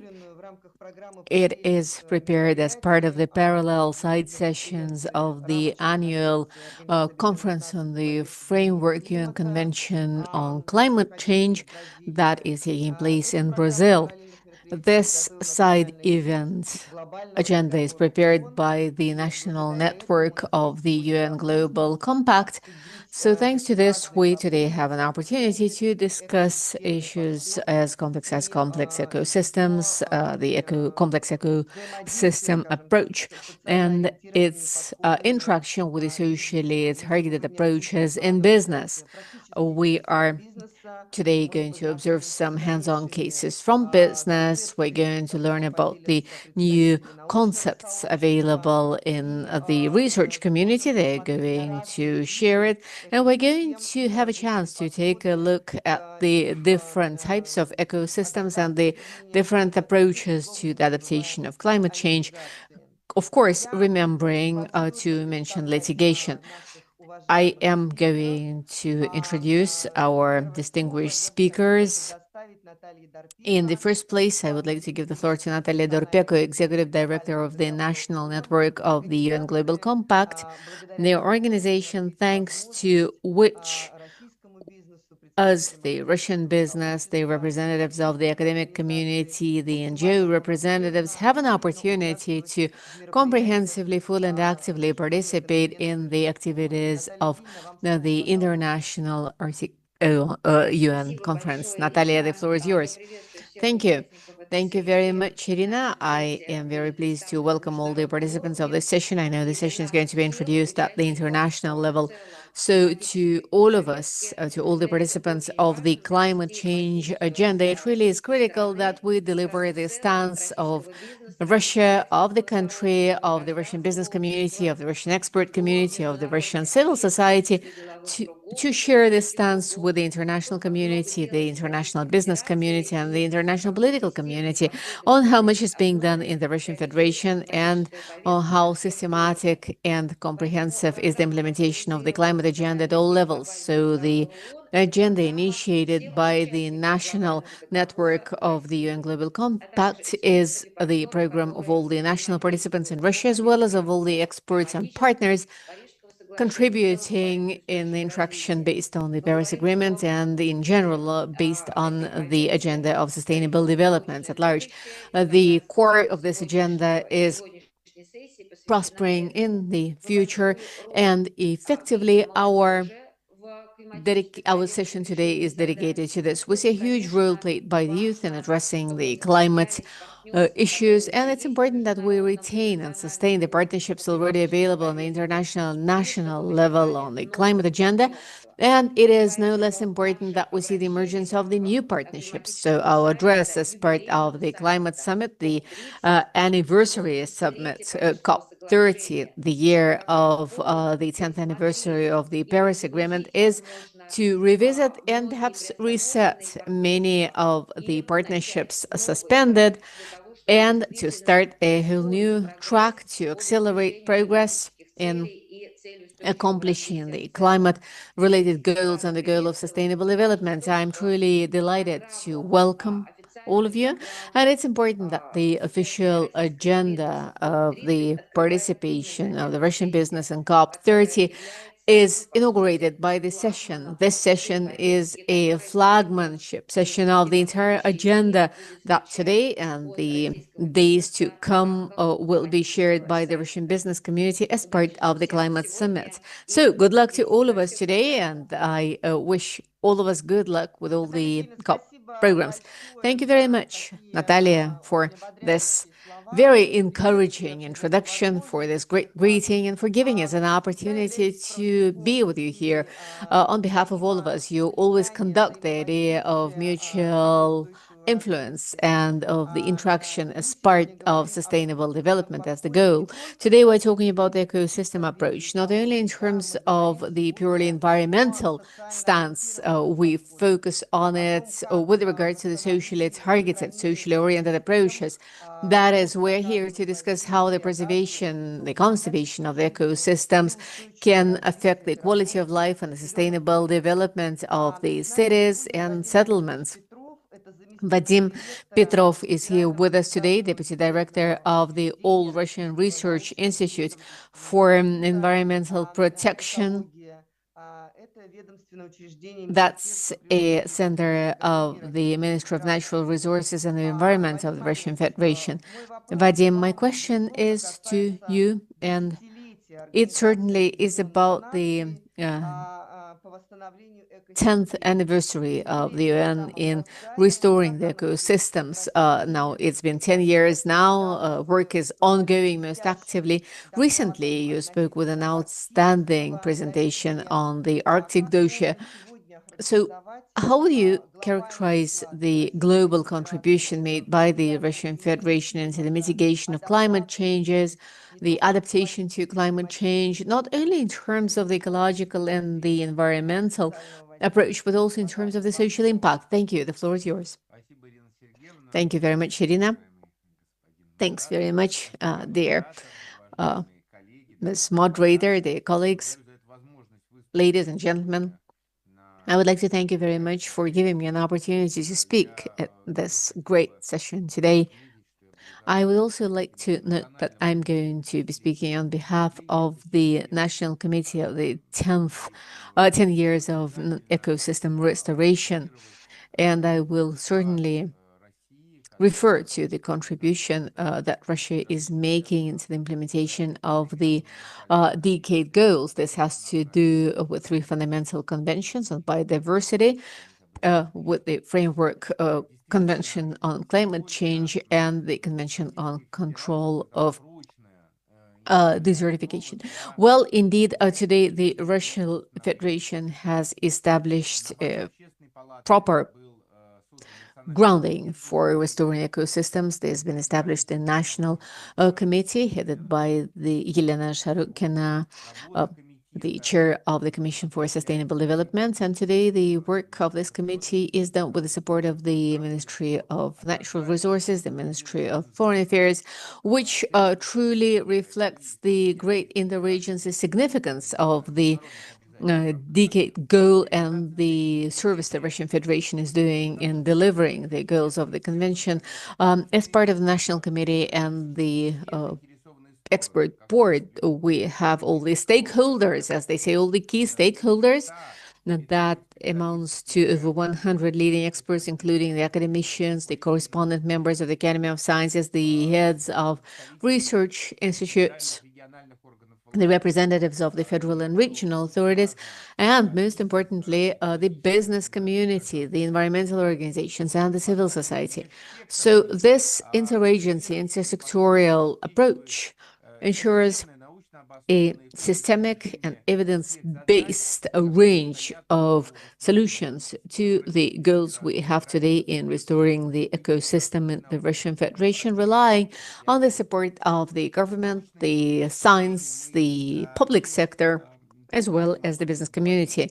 We will never cease talking about it and highlighting the importance of what the UN clearly states. Restoring ecosystems is not only a mitigation measure, Irina, you've mentioned that, but also it's an adaptation measure to adapt to climate change. So in scientific terms, any healthy ecosystem has a unique opportunity to absorb the climatically active natural gases and greenhouse gases and serves as a shield to protect the population from unfavorable climate events. The United Nations notes in a number of its conclusions that the restoration and the sustainable management of ecosystems is indeed the goal that was formulated and concentrated as part of the decade of our work that makes it possible to provide the evidence-based and the scientific grounding to the solution of at least 1/3 of the activities that have to do with preventing the global environmental and climate challenges and addressing them successfully. That is the restoration of the forests and peatlands ensures 1/3 of the reduction of the greenhouse emissions required by 2030. So the calculations made by UNEP as well as by the specialized research institutes demonstrate yet again how significant is the focus announced as part of the UN decade. At the same time, restoration of ecosystems ensures the sustainability of the territories to dangerous hydrometeorological events already ongoing today. So essentially, reforestation and restoration is a natural barrier against the droughts, the floods, and any other extreme natural hazards and natural phenomena, and our role is to ensure the well-being and the health of people. So all the investments that are currently concentrated within the decade of ecosystem restoration produce a comprehensive impact. The economic impact of the multiplier effect is 1 to 30, as UNEP states, and this ensures the adaptation measures in place, and this addresses the issues like preserving biodiversity. The documents that are the core, the foundation for this decade reflect these goals, and also this is well reflected in the global climate policy. This year, indeed, there was presented and prepared the first comprehensive national report on the contribution of Russia in restoring ecosystems in the Arctic. We all know that Arctic is a special region, and Russia, as the major Arctic power, is implementing the environmental large-scale project in the north. This Arctic dossier includes the governmentally led measures, the research initiatives, the corporate programs that are all focused on ensuring the restoration of ecosystems and ensuring the health of the population. The significance of the global climate agenda also is reflected in the impact Russia is making, ensuring the specially protected natural territories, about 40 million hectares, are now under strong protection. That's the natural pool, the natural reserve, forming the biggest Arctic shield for the ecosystems, ensuring long-term preservation and the possibility of self-restoration. The elimination of the accumulated environmental impact and losses of the previous years is today addressed through a comprehensive approach, removing the elimination of the cost and efficient exploration of Arctic and the full environmental restoration is one of the key goals in the Russian Arctic. About over than 85,000 tons of waste have been withdrawn from the Arctic. About 6,000 hectares of disrupted lands have been recultivated, and in the islands and on the mainland area, the unprecedented projects to restore Arctic ecosystem and to reintroduce the rare species of flora and fauna have been launched. So this means Russia is today really putting in place all the measures to ensure the restorative continuum. It's research-based, it's based on restoring the ecosystems, and it's been recognized by the Focus Task Force of the decade of the UN. We also introduce the high-tech-based judgments and solutions in permafrost that make it possible to trace the risks for the infrastructure. At the same time, we are monitoring the population of diverse bioindicators. All these projects demonstrate how first-rank technologies make their contribution into adaptation and mitigation. The measures listed today that we can see in the Arctic dossier as its part produce a significant outcome. Dmitry Patrushev, the deputy head of the government, states that the Arctic well-being of the Arctic is one of the national priorities, and the experience of systemic restoration of ecosystems in the Arctic is indeed a great approach and a great example for all our further steps, and we hope it will serve as an incentive for international cooperation for decades to come. I would like to highlight the role of the Russian business that have become the leading force of many environmental initiatives in the Arctic. In fact, today in the Arctic dossier, we represent a huge palette of successful corporate cases that demonstrate the best practices and the scale of the participation of the business community in restoring the Arctic nature. Indeed, today, this is a unique approach, and it demonstrates the evidence-based, research-based first operational model for restoring the ecosystems that Russia suggests to the international community. A number of our projects of Nornickel, Rosneft, Gazprom Neft, and many other leading companies can be considered as the foundation of this targeted operational model on the national level. And indeed, it makes it possible to demonstrate how the industrial sector can combine the restoration of the environment with its major focal operations. It's quite amazing. We have a staggering impact of the targeted operation model of the business. And this is a global precedent that can be introduced in other countries, in other regions, and in other climate zones. This is about the implementation of almost all the activities as part of the evidence-based restoration continuum by a special research-focused task force as part of the UN Decade, and it makes it possible to say that the Russian business community has shaped and tested in practice a proactive model of restoration that makes it possible to disseminate it broadly. So we are very happy to invite our colleagues in the Decade to study this experience, to explore the ways to disseminate it to other climate zones. We're confident that the dissemination of such environmental standards formed by the business community, as well as the programs on the global level, will make it possible to accelerate the accomplishment of the Decade goals, the core of which indeed are the goals of the Framework Convention on Climate Change. So I believe today our companies are indeed ready to demonstrate what they've done and to share. I believe they're ready indeed to share the developments they've generated so far, as well as the experience and the expertise for the sake of accomplishing the global goals. Well, naturally, I would also need to note that the Arctic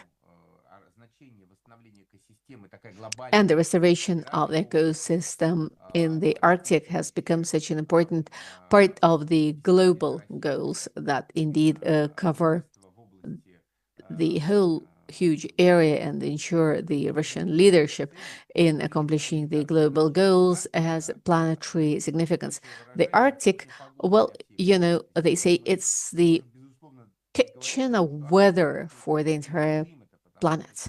And indeed, it can also be the kitchen of climate for the entire world, because the Arctic processes really determine the kind of climate the other continents and countries will have. It has to do with the global circulation of ocean and the ocean.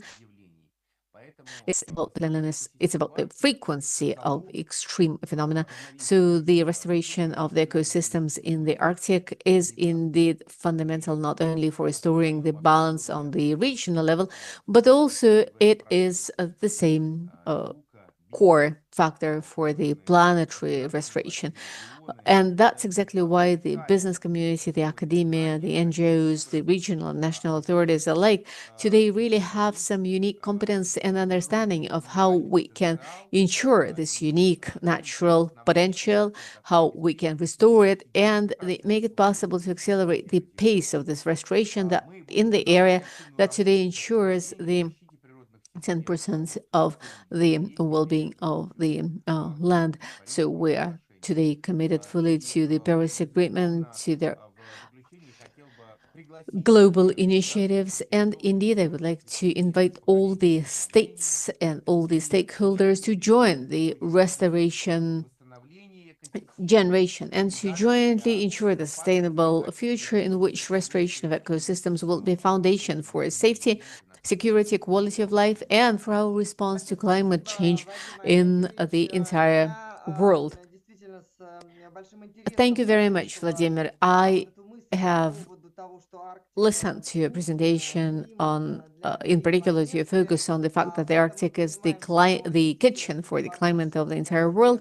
And indeed, we understand, judging from the Arctic dossier, the contribution of restoration of the Arctic ecosystems is indeed of planetary level. However, to dictate the weather or to present it someplace, well, many countries are competing. In fact, from many sources, we have some completely different interpretations of what's going on in the Arctic. And that is how I would invite Denis Moiseev, Deputy Director on Research of the Murmansk Marine Sea Biology Institute of the Russian Academy of Science to present.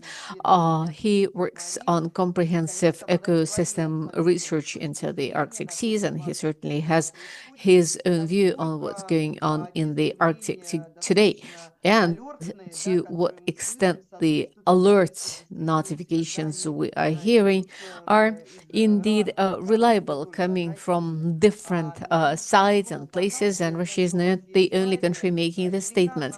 Denis, I know you have the slides. May I just kindly remind you of our time limit? Your slot is 10 minutes, so please make sure we still have some time to make the conclusions of the session. Thank you.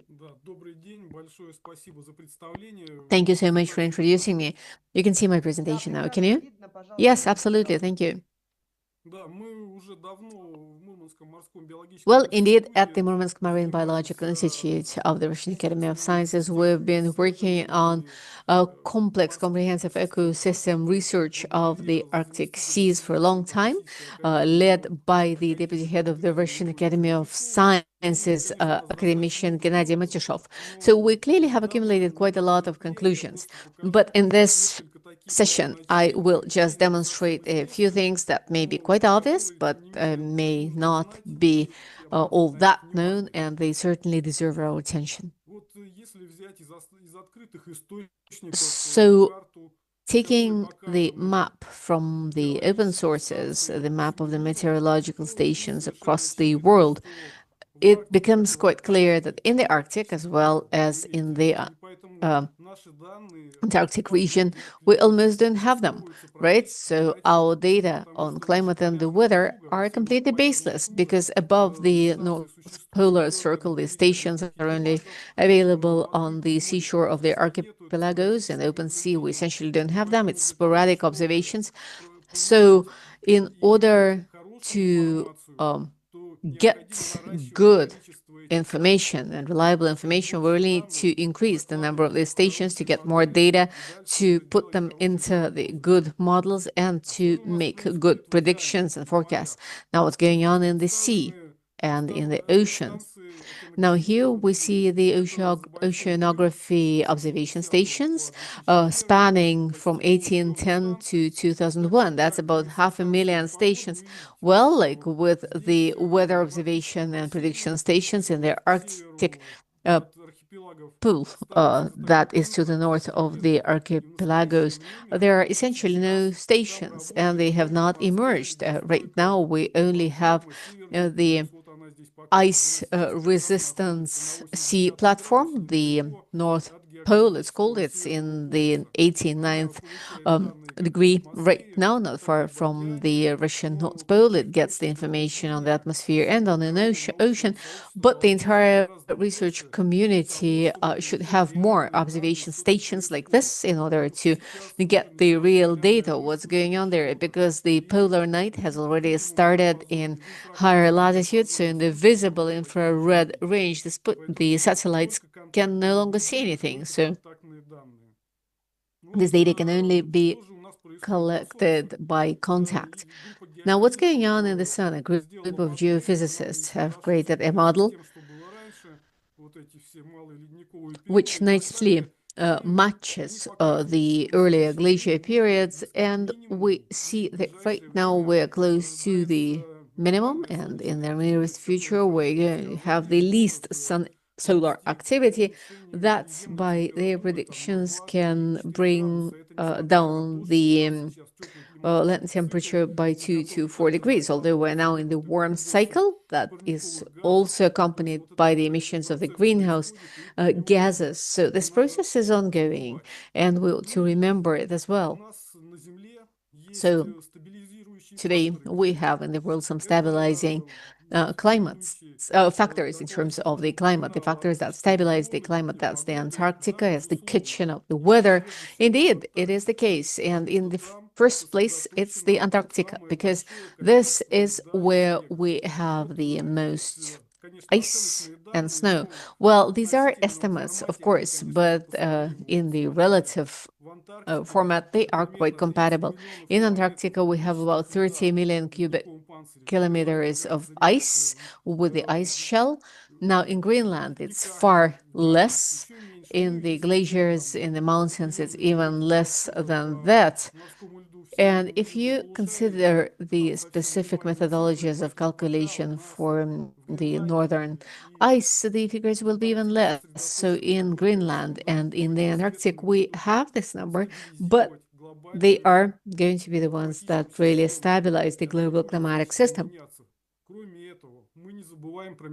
And it's not going to undergo significant changes. Now, remember the ocean, the world ocean, the average depth is about 4,000 kilometers. So if you do the cut through the tropic Atlantic to the depth of 6,000 meters, you will see that we only have a warmer upper layer that's 500 to 200 meters. Now, deep inside, we have cold water. It's colder than 5, then it's 2 degrees. Consider what a huge amount it is, considering that the global ocean takes up 70.8% of the size of the Earth. So inside the ocean, we have huge lots of cold that we've got to study. The glacier expert should study glaciers for contact, but we also need to study and measure the depths of the ocean, at least to measure the temperature in the depth of the ocean.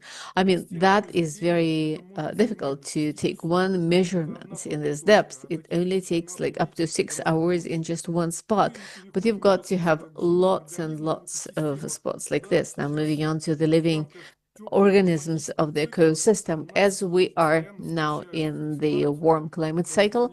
In the Arctic, we have the penetration of the warm southern boreal and subtropical types. Here is their presence indicated, but they're not really presented in masses. I mean, some are shifted towards the north because the water is becoming warmer, but we, for now, cannot see any dramatic changes. At the same time, our researchers have identified an interesting trend. All the types of our polar ecosystems adapt quite nicely to these changes, and they are quite sustainable.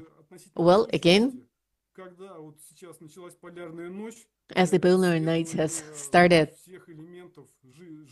the research of all the living elements of the ecosystems is no longer done. I mean, what's going on in polar night under the ice, we almost don't know. There has been considered at some point that phytoplankton fades away during the polar night, but our researchers have demonstrated that indeed it remains alive, and it's actually alive during the polar night. And then the American and the Norwegian researchers have detected the same phenomenon. So it really takes a lot of comprehensive research to make sure that our conclusions on the forecast for climate changes could be really reliable and valid. Thank you. Thank you very much, Denis. In fact, I really felt like saying that's some very Special conclusions are presented at the side events of the annual conference of FCCC that cannot be heard all over the place and very frequently, especially if made by the researchers gathering there. They certainly are worth attention, especially in so much as the Russian business, as Oleg Petrov said, is expressing an exceeding interest in collaborating with the science by addressing the challenges related to the ecosystem projects. So clearly there is a lot we could discuss here today. We have Violetta Kusheva, representative of the KEPT company. Violetta works at KEPT Taxes and Counseling. She is considering the environmental project as ecosystem and socially targeted solutions. So my question is to Violetta, to what extent when the business implements such like projects really refers to evidence-based approaches, that is,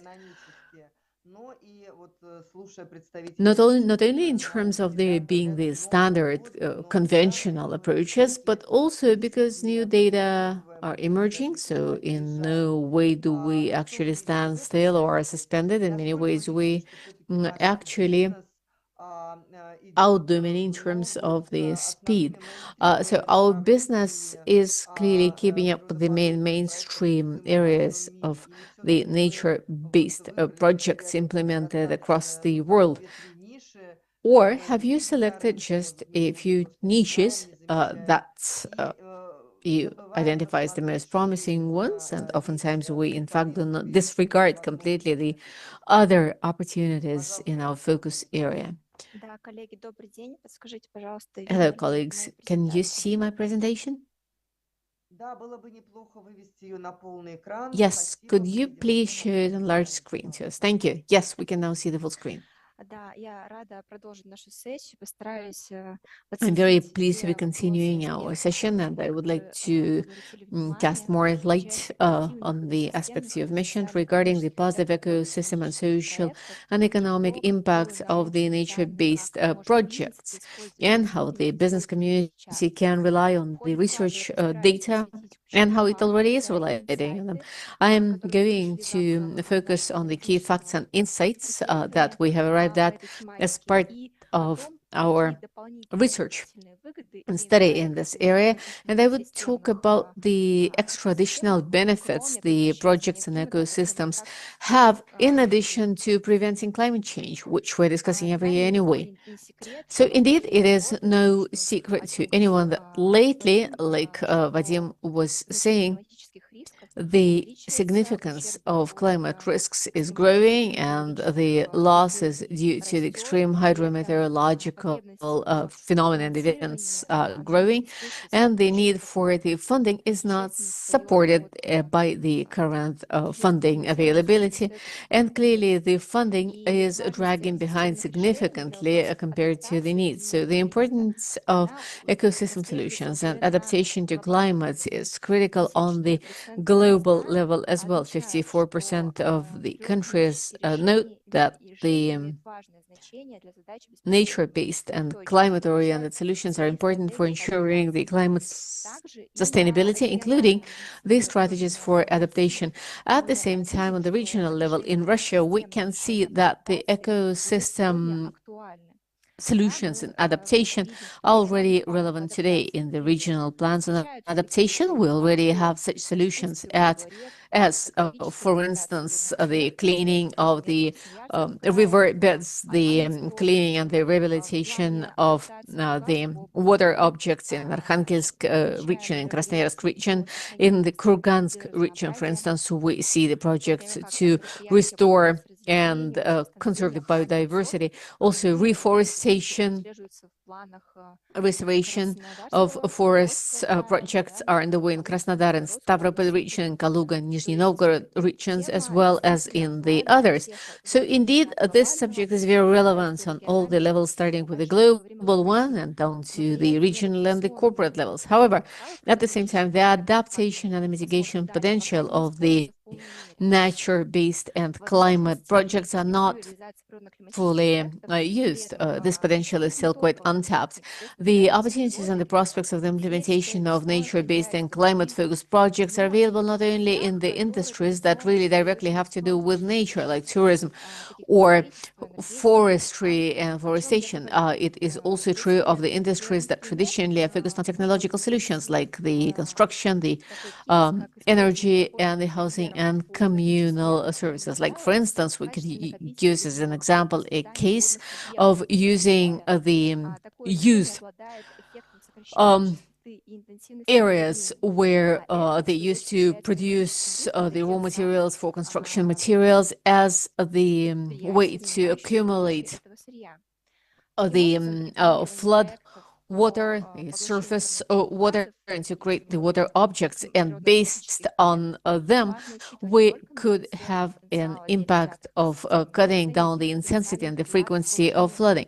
So also, if you plan the projects on the absorption of greenhouse gases, it's important not only to consider the mitigation potential of particular ecosystems, but also you can evaluate the potential contribution into ensuring the climate sustainability. Now, the impact on ecosystems and social economic consequences and impact have to be considered also when we implement projects on decarbonization, in case nature and climate-based project balance is ensured between the resources spent to implement the activities and the economic efficiency. This could be done through monetization of the absorption of greenhouse gases, as well as thanks to the social and economic benefits. These benefits could be predicted, forecast, and digitalized. And in quantitative terms, we can see the increase of the size of the land available for economic activities, the availability of water resources for the competing areas of the economy, and the accessibility of ecosystem services to the population. A few words on the national experience in nature-based projects. In Russia, we're already developing a practice of implementing the nature-based climate projects. However, there is a correlation with the global trends. And like in the world right now, in Russia, most of the projects are focused on forest ecosystems. 5 out of 8 projects in the national carbon roster are focused on reforestation or forest conservation. Altogether, the nature-based and climate projects take up only 8% of the carbon units that are planned for issuing. So a promising area for developments could be the implementation of the project in other ecosystems. For instance, we have no projects that would have to do with the freshwater or marine or shore ecosystems. And at the same time, this is an important factor for adaptation and mitigation capacity. Why? Well, because in the territory of the Russian Federation, we have a huge number of nature and climate zones, which makes it possible indeed to do what the previous speakers have talked about, to form the own methodological ground for different types of ecosystems with the use of the reliable research data. I would certainly need to mention that this study is carried out as part of the most important innovative public project to create the Russian system of climate monitoring, which has formed the grounds for the methodological support to nature-based and climate projects in ecosystems like the Russian woods, the shore, the freshwater and marine ecosystems, as well as in the cities. Now, talking of specific results, the outcomes accumulated by the research institutions have made it possible to improve the precision of the prediction forecasting in terms of the ecosystems and the cycle of carbon by 38.4%. And these are the data necessary for the forecasting of the adaptation and mitigation impact of the implementation of the activities plan. If you consider all the ecosystems listed here and the areas of nature-based climate projects in them, you could highlight the differences in the mitigation potential. The projects that have to do with the water ecosystems are critical for adaptation, and as the analysis of the methodology of the international experience shows, water ecosystems have a greater mitigation potential than the so popular forest projects. For example, the preservation of the wet land ecosystems, apart from conservation of carbon, can also have its impact in controlling the floods, creating the habitats for water biological resources, as well as to boost the biodiversity in the area of such activities.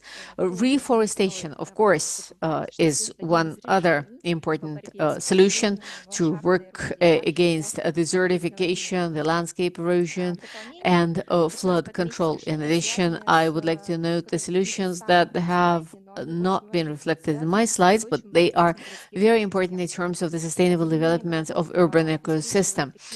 Planting the green areas in the cities ensures the humidity retention, cleaning the air. Also, humidity retention actually prevents the floods in the cities, affecting many cities and therefore incurring economic losses. And such projects certainly help to form the leisure and recreational environments for the dwellers of the cities. Now, moving on to the specific economic and social and economic positive effects of the nature-based climate projects, I would need to say that in this slide, we do not have the entire list.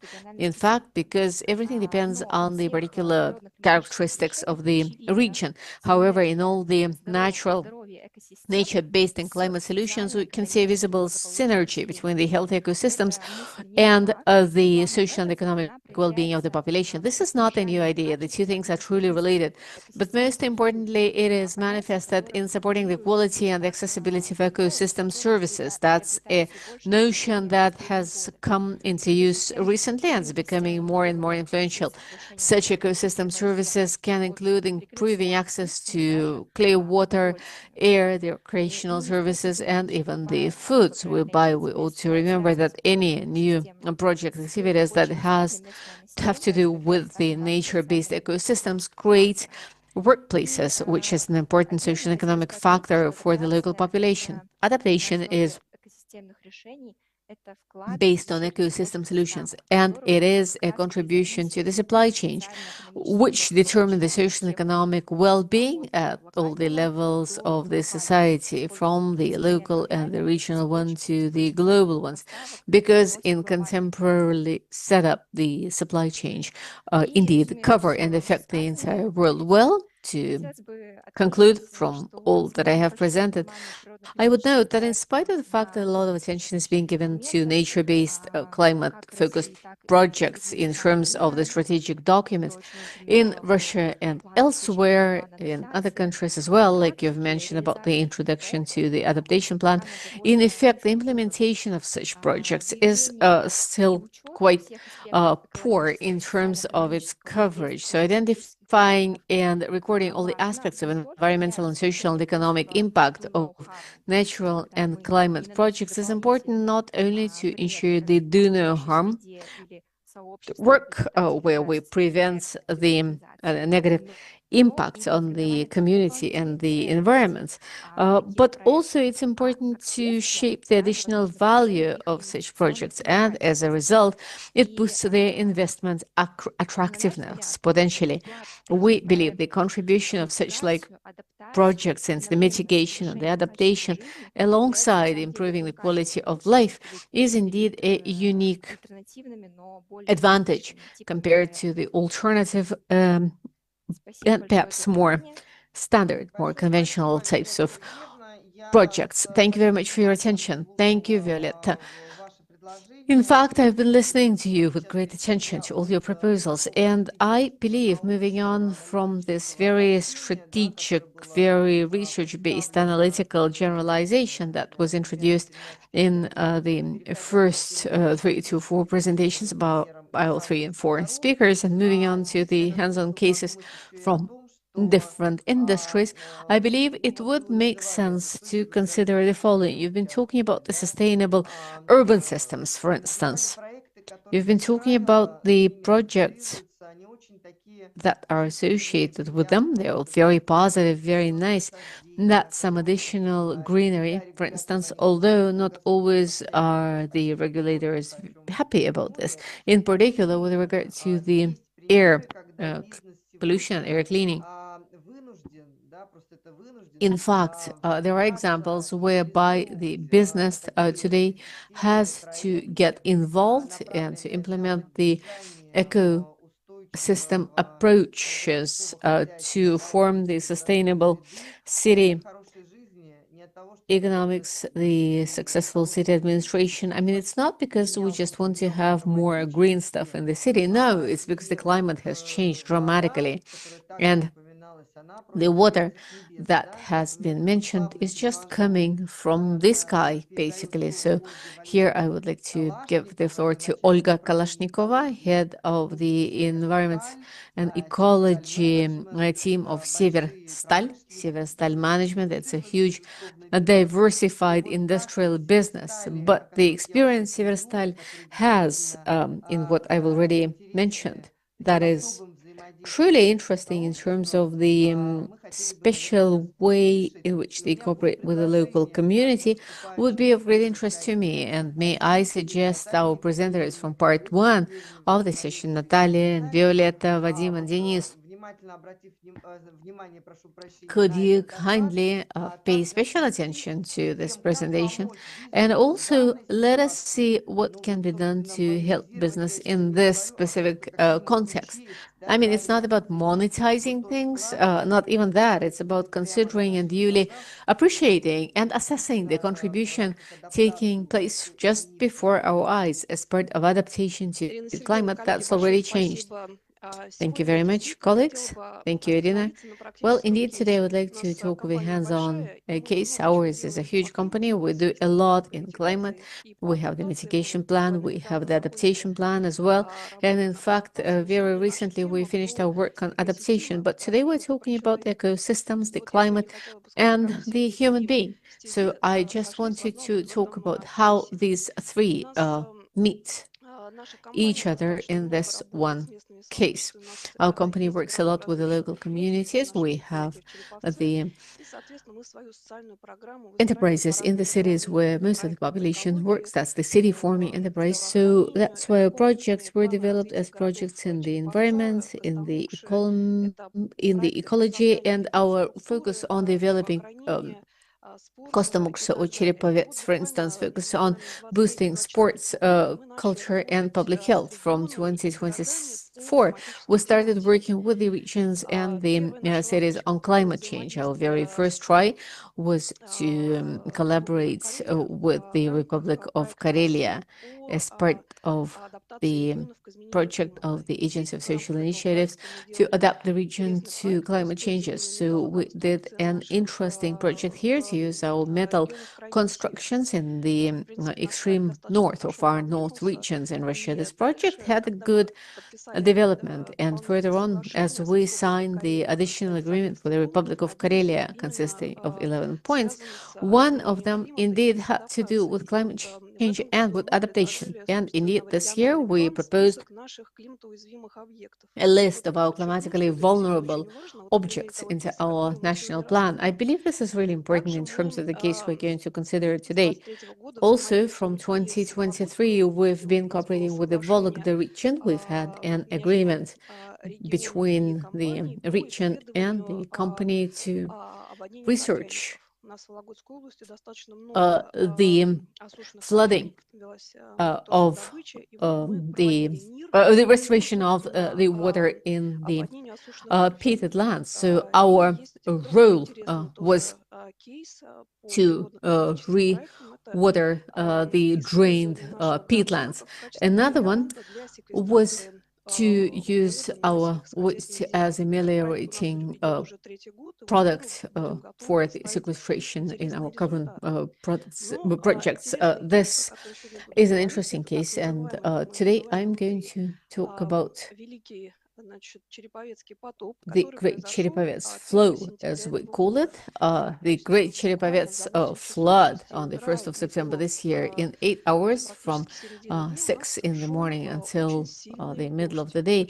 We've had a very strong rainfall. That's 85 millimeters. That's essentially 1.5 times the norm of 1 month. I mean, 0.1 is very small rain, 30 millimeters is when you have an umbrella, and 50 millimeters is when it is a very unfavorable meteorological phenomenon. That's a real rainfall. So we had 85. That's twice as much, right? Just imagine that essentially is the complete collapse of the entire sewage system.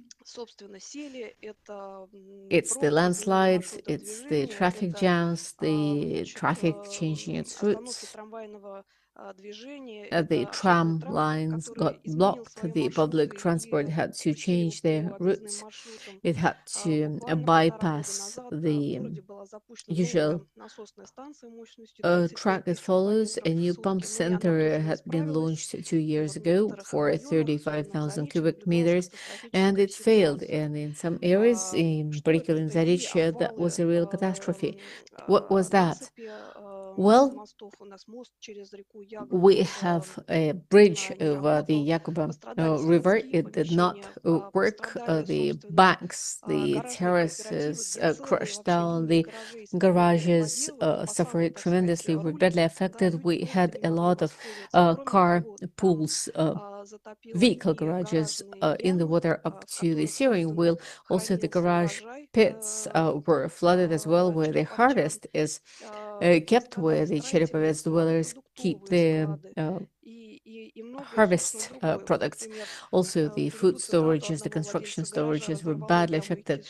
A pit was completely destroyed. Everything was in water. We bought the generator, the construction head rider, and the losses I'm going to confront are just unbelievable. That's from a message from the small business representative. Olga, as I remember, you're always very positive and with a very good cheer about the quality of the adaptation plan, the plan of adaptation to climate change on the level of the region, right? Yes. And indeed, we have a good case where our plan of adaptation, our industry plan, is integrated with the regional plan.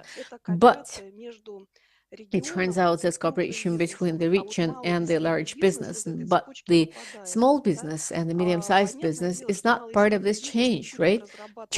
I mean, the small and medium-sized business clearly is not going to develop its own adaptation plan, but there is one important thing. That's the public awareness, the notification. The region should notify the small and medium-sized business on their adaptation plans so that they can adapt and do something. Now, what can be done is what we're going to discuss. So basically here we have the consequences, the impact of this flood. The overall loss has not been calculated yet, but we have some indirect reasons for judging. We had 5 injured people. We had 30 streets completely flooded. The public transport was blocked entirely and suspended, multiple damaged buildings and structures. Also, the Emercom recorded 66 roof leakages. We have lots of damage to the large, medium-sized and small businesses. Now, the main requests from the small and medium-sized businesses affected were water pumping, building, the facades, the roofs, the entrances and the rooms, sanitation, disinfection of the premises, and the drying of the premises. Now, as a business, we proposed the following. We evaluated this loss, the facades, the roofs, the assets and property destroyed or affected. We also have the collapse of the gas station. We have a flood under the bridge. So we established a commission. We allocated a grant through the City Development Agency, that's 10 million rubles, whereby the special board had to evaluate the application from the businesses affected. And indeed, many have turned to the city government. But the city government, as a rule, rejected the reimbursement per this kind of loss. And effectively, we've evaluated the scale of the losses, and we suggested compensating 50% of the losses, or 700,000 rubles as money. So, concluding today's presentation, I would note two main ideas here. This presentation is certainly not about us helping with 10 million rubles. This presentation is focused on the fact that the small and medium-sized business had to be part of this comprehensive plan to adapt the region. That is, SMEs have to know where they can experience the climate-related risks, and they should also make their contribution into forming the climatically vulnerable objects. That is, we have some examples from the regions where we only have 4 climatically vulnerable objects. So as a company, when we form our adaptation plan, we identified 314 climatically vulnerable objects. So the most important thing is providing information. That people should know and make their contribution into the formation of the climatically significant solutions. Now, also, if the small and medium-sized business had known about such risks, they would have been able to get ready. I mean, they could have bought, for instance, one pump to share for all the garages. They could do hydro insulation of the cellars, for instance, and they could also ensure the property insurance. They could have insured their assets through the foundations specialized in asset insurance, as they did in other countries, or they could have insured their property ahead of time. Thank you very much. Thank you, Olga. Well, colleagues, in your view, the role the business undertakes in this kind of projects, when we are not talking about some additional positive contribution, that is, we had a good life, we want to have a better life, right?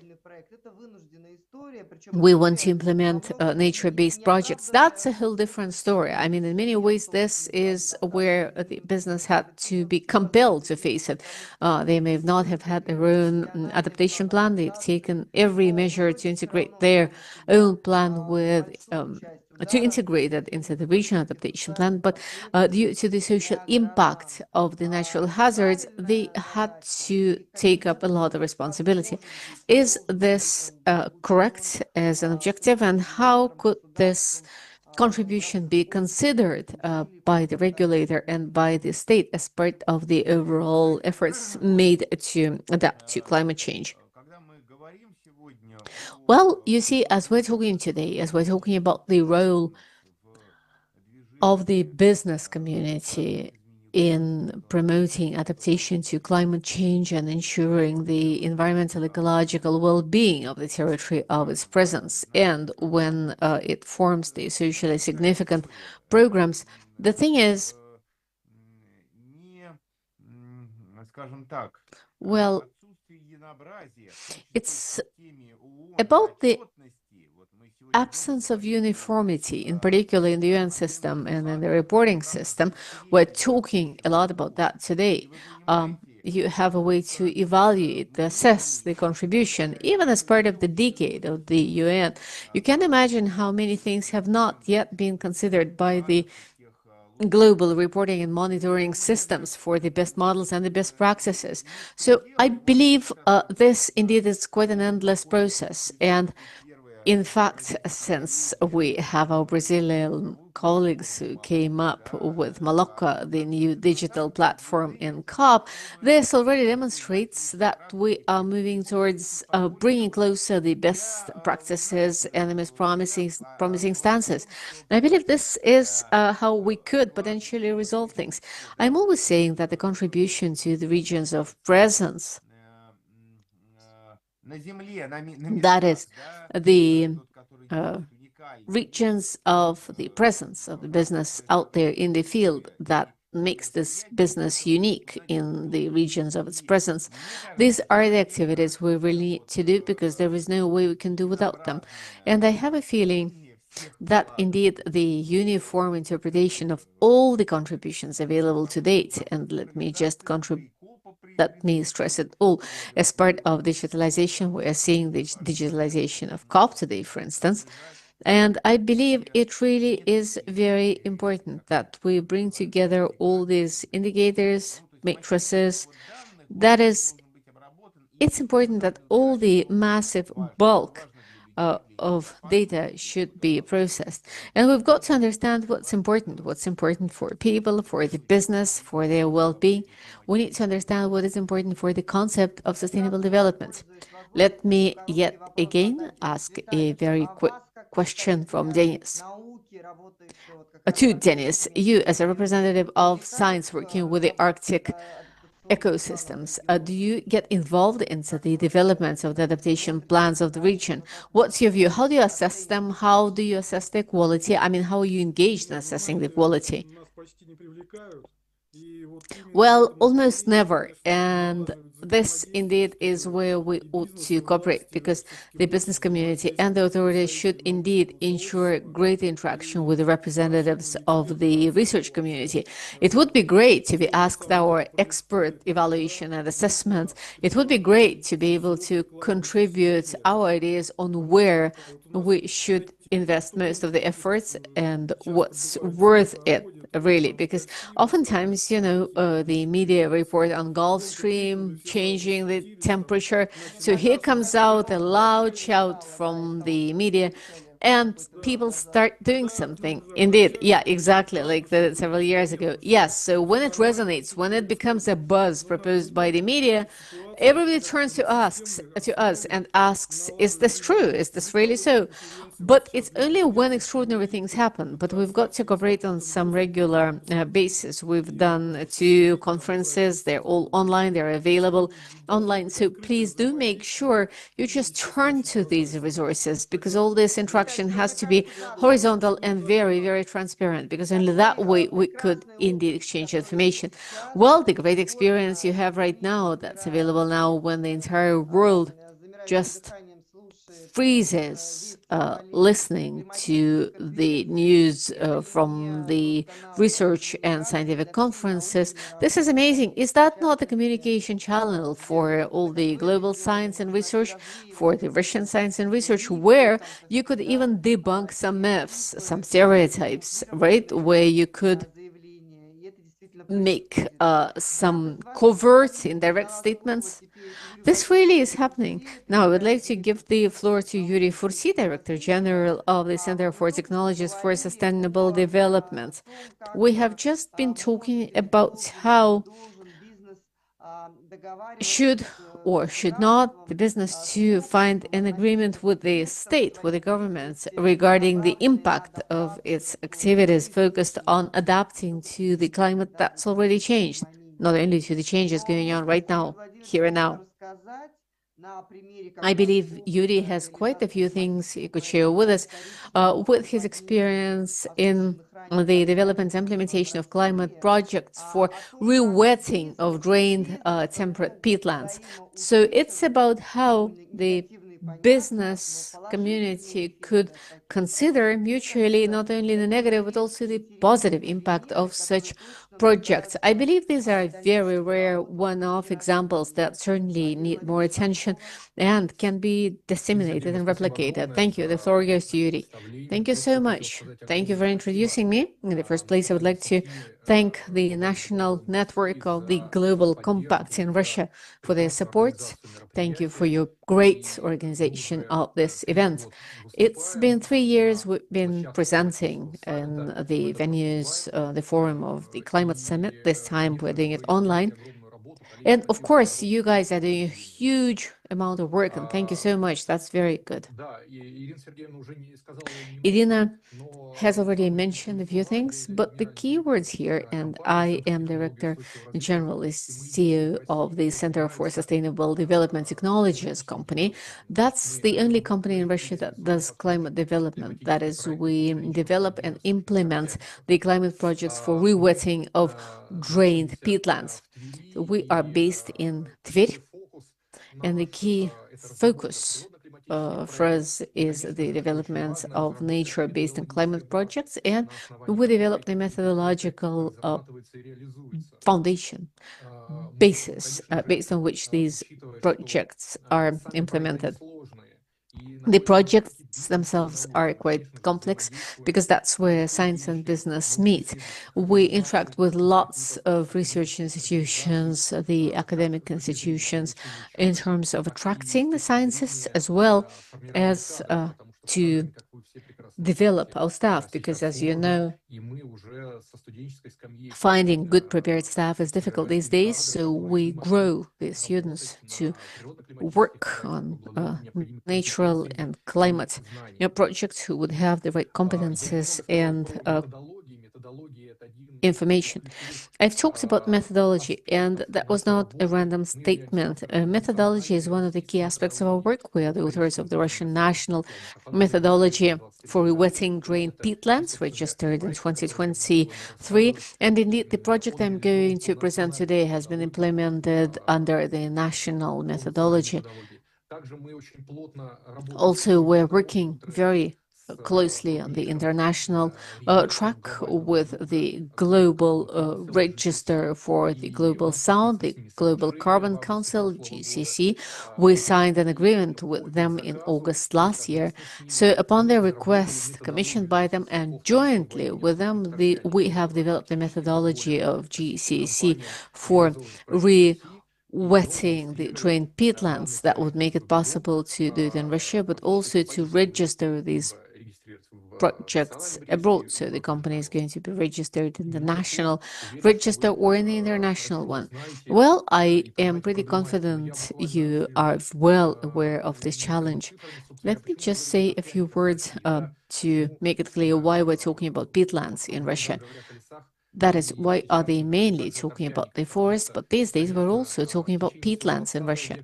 Well, throughout the 20th century, peatlands have been dried most actively for public economics and administration in the Russian Federation. To a greater extent, they were dried to produce peat, for peat extraction, so that it could be burned in energy stations. But in the Far East, in Siberia, for instance, they were dried for agriculture. Now, in the 90s, these territories were abandoned, and only a very small part was recultivated. So 10 million hectares were drained, some were recultivated, of course, but the potential for secondary rewetting in Russia is 0.3 to 0.5 million hectares of abandoned drained peatlands only in the European part of the Russian Federation alone. These abandoned peatlands are highly vulnerable to wildfire, land degradation, the land erosion, and the greenhouse gas emissions. Well, the goal and the advantages of these projects are to boost the natural humidity of peatlands, to bring up the wetland level. And also, when we implement this type of climate projects, we bring down CO2 emissions, we increase the carbon storage capacity, we naturally manage the risks of fires, and we seek to reduce the susceptibility of fires, and we restore the biodiversity and the disrupted natural ecosystem. And of course, we do remember about the critical social and economic impact for the local communities. We reduce the risk of fire for the settlements, and we create new jobs as well. A few words about the general advantages of the projects in terms of the climate in the first place. The carbon units of these climate projects are they have high marginality. This climate project is long-term. It provides for a long-term storage of carbon, and it's a very low-risk type of projects compared to the others. Recently, and we certainly have paid attention to this recently, that is over the past 15 to 20 years, many authors have said that we've got to consider such complex natural systems in terms of the ecosystem approach. That is, the natural system should be considered in a systemic way, not as a given resource for getting carbon units. No, it should be considered as a set of functions and services. So apart from the carbon advantages that this type of climate project produces, that's reduction of greenhouse gases and the absorption of greenhouse gases. So it's the dual projects, that is reduction and absorptions. We should talk of non-carbon benefits or advantages of this type of nature-based projects. It's restoring biodiversity, it's ensuring the issue of carbon units of biodiversity, and we already see examples like this. Also, it's about improving water quality. And in the European Union, in Germany, for instance, we have examples that are telling us that the local municipalities and water supply services are paying resilience to ensure the rewetting of peatlands. Also, it's preventing the floods, and that is a very interesting product for insurance companies in Europe. That's also something that works to reduce the risk of fires. Now, also, it's the wetland flora breeding and the renewable biomass that can be used for the combustion purposes as well as for agriculture. So it's paludiculture or wetland agriculture, as well as growing the moss and the berries, which certainly is above the carbon efficiency of such projects. Recreation, ecotourism, and generally tourism, including eco trails. We have some good examples. Our colleagues in Belarus, for instance, have created a very strong tourist infrastructure in the re-wetted and previously drained peatlands. So the development of the solar and wind generating systems with the issuing of I-REC certificates. So in these territories, we place such objects, and it makes it possible to make the money not only through getting their carbon units, but also through issuing I-REC certificates. There are lots of other advantages. In the first place, it's the Sustainable Development Goals proclaimed by the UN. There are 6 of them that are accomplished through implementation of such nature-based projects. A few words about the project we're implementing successfully. It was registered in the National Register of Carbon Units in February. It's a pretty big project. The European projects are not that big. Usually it's 100, 300 hectares. In Indonesia, for instance, it's 300 to 650 hectares in projects. For Russia, it's quite a big project. Its duration is about 30 years. It was started in 2024, and we are the developers. We're implementing this project with Ernst Union Rus, that's our clients. We're implementing it in the Tver region. So this year we have put together a comprehensive set of all of the activities, including the greenhouse gas emission measurements, the groundwater level measurements. We've done the geobotanical surveys and descriptions, and we've also launched the biodiversity monitoring of flora and avifauna. For us, it's the very first project in Russia done jointly with the Faculty of Biology of the Moscow State University. We're very proud of it. Colleagues from the Tver State University and from the Polytechnic University are helping us. So our goal is to pilot this project where we grow the moss when the water goes up. So we really want to cover the water with the moss, and then we want to cultivate it for other purposes. Methodologically, it's important to consider the foundation of the climate studies and work.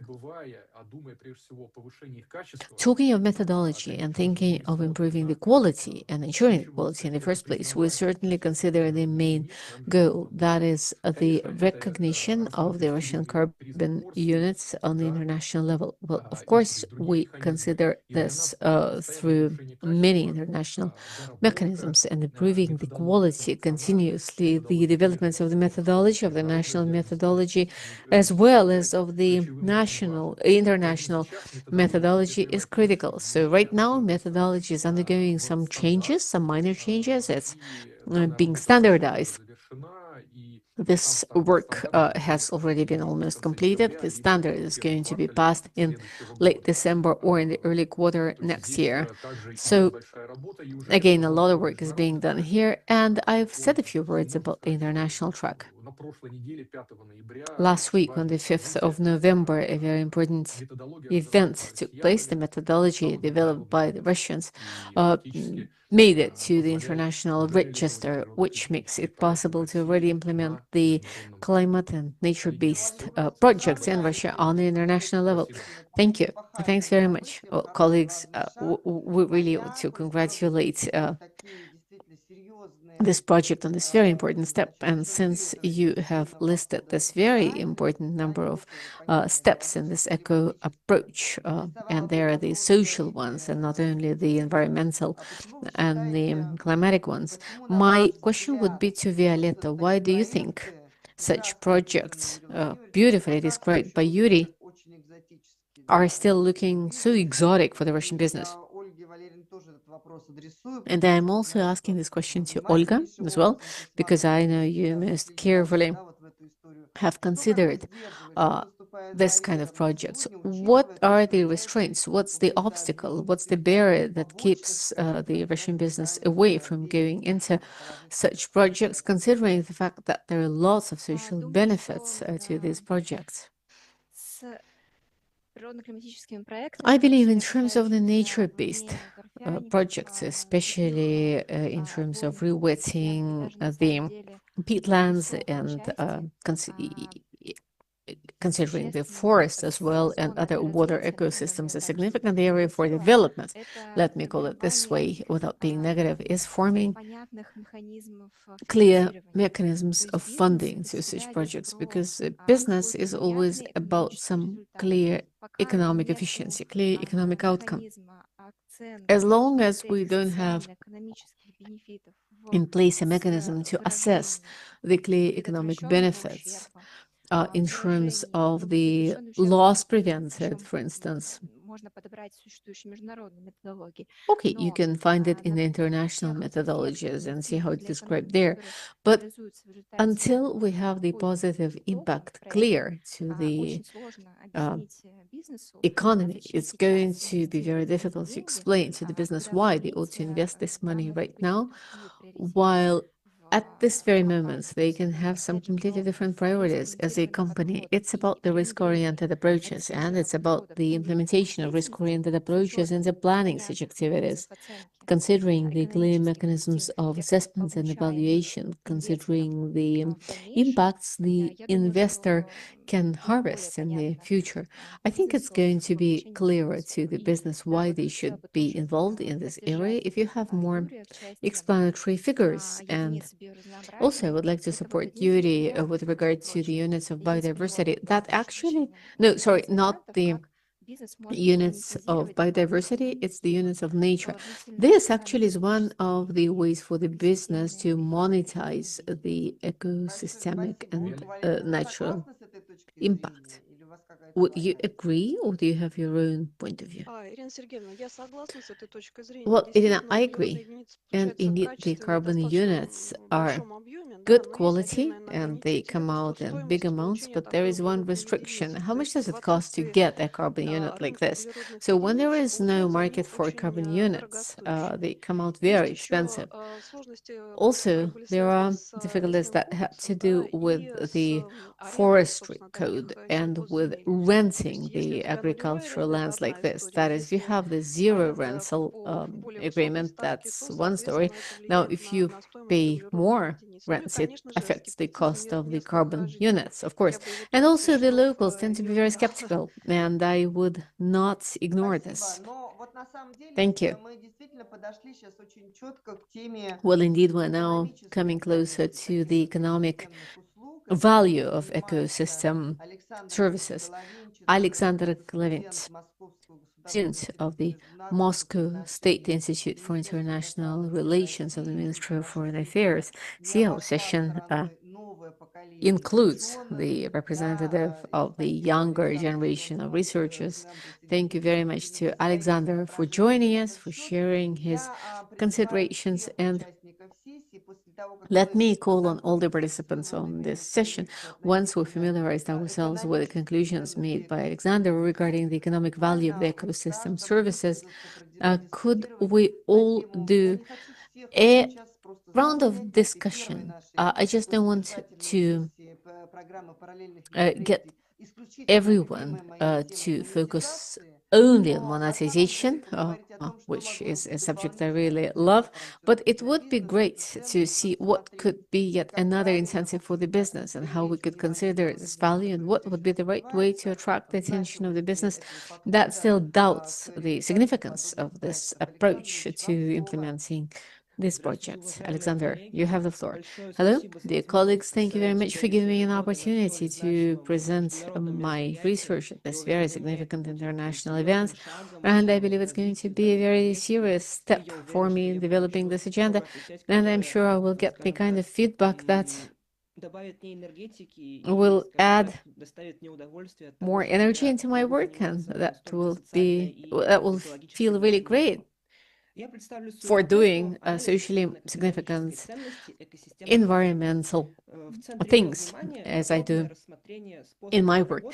Analysis of estimates of the economic value of ecosystem services. Here I'm going to prove the importance of such services and the support to them. Given the losses due to the global environmental challenges, the emergence need to fully evaluate the ecosystem services as a factor to ensure the sustainability of humanity, and also to include such subjects into general education. What are the ecosystem services? This is the contribution of ecosystems to human well-being. The contribution means that the ecosystems do for human beings. So one of the most important classifications of ecosystem services splits them into different functions. Providing ecosystem services are material benefits you get from ecosystems. The regulatory ones ensure the control of the processes in the biosphere, and the cultural are about the non-material significance of ecosystems that support the fundamental processes in the ecosystems.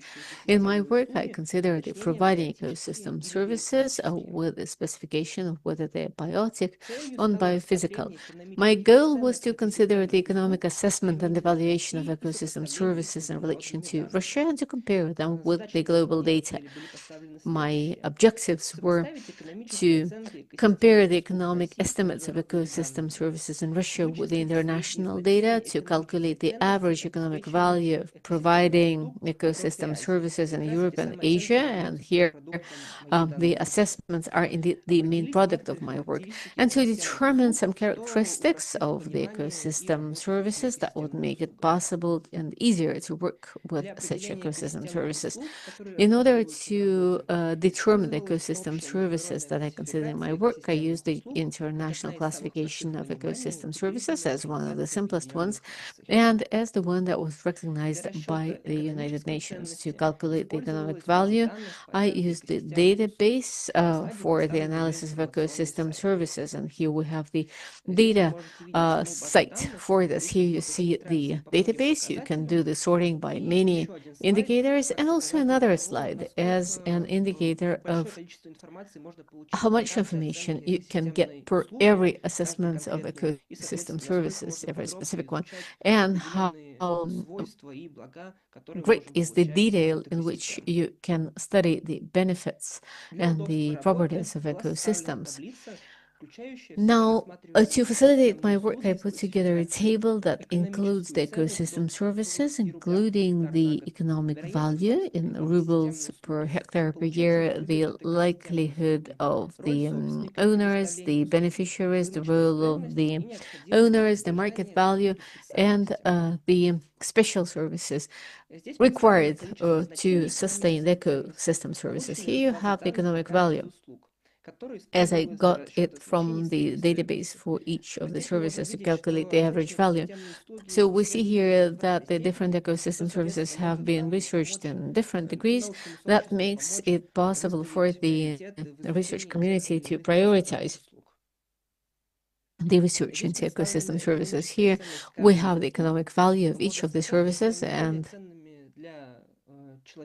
the most valuable ecosystem services for a human being are the cultivated land plants that are grown to get the energy. There are some side products that are received from the cultivated plants. Another ecosystem service is the cultivated land plants that are used for food.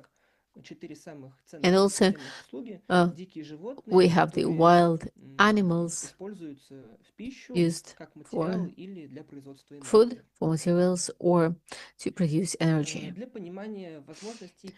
For your understanding of the possibility to extrapolate the average values we have covered that, we've analyzed also the outcomes with the international classification and confronted the prototyping data. The latest indicators are in line with the last level, most of them with the subsections, and it really makes sense to do the functional assessments of each ecosystem identified and to evaluate the ones missing. Also, I've also had some potential areas for work that the business, the governments, and the ordinary citizens that are also the users of ecosystem services, and that could be taken on, and the areas where we could develop the research into ecosystems.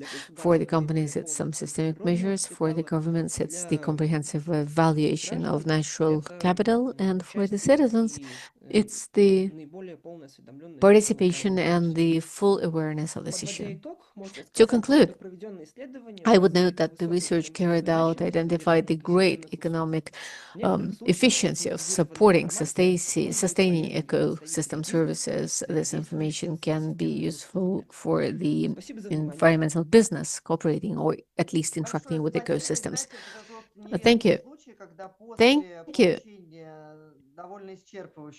This is one of the cases when once you've got a lot of additional information on the subject, you come out with more questions than you had initially. So let me invite you all to discussion. So first part of the session as a side event of the national network of the UN Global Compact focused on the actual contents, on the core data. Now, let us start answering the question Alexandra mentioned. You highlighted to us it's important how the ecosystem services impact human beings. So is this the problem? Is it because we've narrowed down this focus so much, or maybe we've overly expanded it, that we take ecosystem projects through the lens of one-off random individuals? Because we're used to the fact that in the social paradigm, it's always the recipients. We seem to be forgetting that people are the economic actors. They are the actors of the entire industries. I mean, I do not know how you would describe the industry you focused on. It's not really animal farming. It's not just animal breeding. It's not the food and agriculture industry, right? So if you consider it through the lens of the needs of the adjacent industries, or even in terms of the way your own sector, your own industry sees it, how thanks to these services they can improve their productivity, how they can expand their functioning for a longer time. Maybe this is going to be what could provide us with the answers to take some very complex decisions. All goes exactly right in saying that the decisions taken today by the business community are tough, because by helping here and now, by investing here and now, we have an impact on one-off individuals and on the local dwellers whom we have helped at all times. But the specific segments, like for instance, the fishery industry, the forestry industry, may not at all win. We talk a lot about the environmental well-being of the cities and their dwellers. In fact, lots of federal projects are available, like the clean air or the clean water projects are focused on this. So we're sure working to ensure this impact, but maybe we need to consider the capacity of the business to accomplish the benefits for the cities where they're working, thanks to such ecosystem projects. Colleagues, who would like to start this quick round of discussions on this subject? Vadim, you have the floor. And then Natalia was also planning to speak, right? Are you with us? Oh, by all means, I'm here. Okay, so you get the floor. Who it is? Okay, you can start.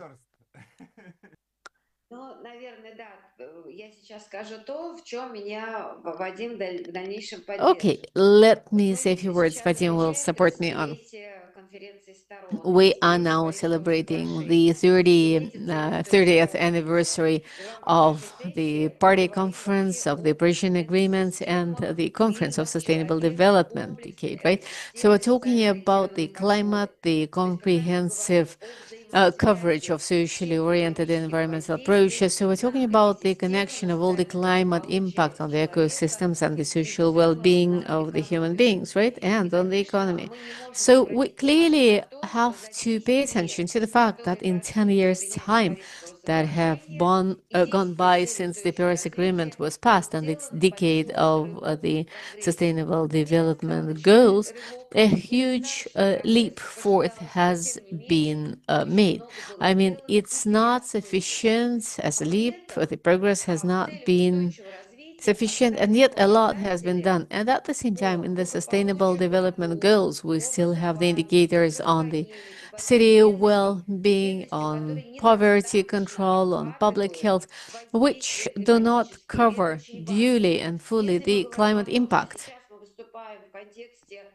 Talking of the fact that we're now talking as part of COP30, the international forum, and talking of our wish to be heard on the international level, thanks to this session and thanks to the sessions further to come, perhaps we ought to make our contribution in ensuring the international awareness of the fact that now much more attention has to be given to the social impact, to all kinds of impacts the climate has on the social and economic well-being. And indeed, this is where we ought to revisit a lot of indicators of the Sustainable Development Agenda and goals, because today, in order to accomplish success in different areas, not enough is being done to consider the climate impact and the importance of adaptation. Also, lately, much more attention has been given to mitigation and not to adaptation. The track is now changing. And indeed, adaptation impacts all the areas of the economic activities of human beings and all the areas of human life. Also, there are a few eco tracks that have to do with the ecosystems. There are a lot of them. The Convention on Biodiversity Preservation, the Convention on Desertification, the Convention on Water Resources. There are lots of other conventions, and there are decades dedicated to the solution of specific issues, in particular to deforestation. And I believe it's important that we pay attention to the following initiative. It would be great if we could have all these platforms better connected, interconnected, through a unified system for efficacy assessments and evaluation. Because in every convention, every decade of UN operations and calls, we have a climate agenda. So it's always there. Vadim has proposed this idea, I know, so I suggest I pass the floor to him and he could take it up from here. Thank you very much, Natalia. Vadim, you have the floor. Thank you. Thank you. Much has been said about the best practices, the role of business. Our Brazilian partners are giving a lot of attention to a possibility to expand the global participation to ensure the participation in the global knowledge and competence expertise. The goals and the objectives are nicely stated by the UN General Assembly. You know, the forums of decades that seem to bring together the most clear-cut objectives and goals reflect the opinion of the business community, the research community, the civil society, which have been taken as a goal, the international conventions, the Rio Convention, for instance. It all seems to be very available and accessible, yet no, it's got to be articulated, especially through resolutions, through the UN General Assembly, through establishing the task forces and movements. All of this goes to say that we need a unified platform today to coordinate our efforts, also including the multiplicity of conventions on the climate, on sustainable developments, on biodiversity, including concerning the Russian participation. You know, the experience we've gained today by forming essentially the unprecedented national dossier, which demonstrates the unique Russian contribution into several conventions right away, in several conventions developed jointly with the multiple ministries. It's the partnership between dozens of business community stakeholders and institutes and other players. I mean, this macro region sounds difficult in terms of interagency coordination, but it's been possible to demonstrate in this way that this is how we accomplish global goals and what the business community has as its goals today, you know, as the donor of all these changes. So today we have developed the first unprecedented industry-specific model that we are ready to promote in different other venues and sites, because our business is a unique driver, actually, also in terms of cooperating with the civil society.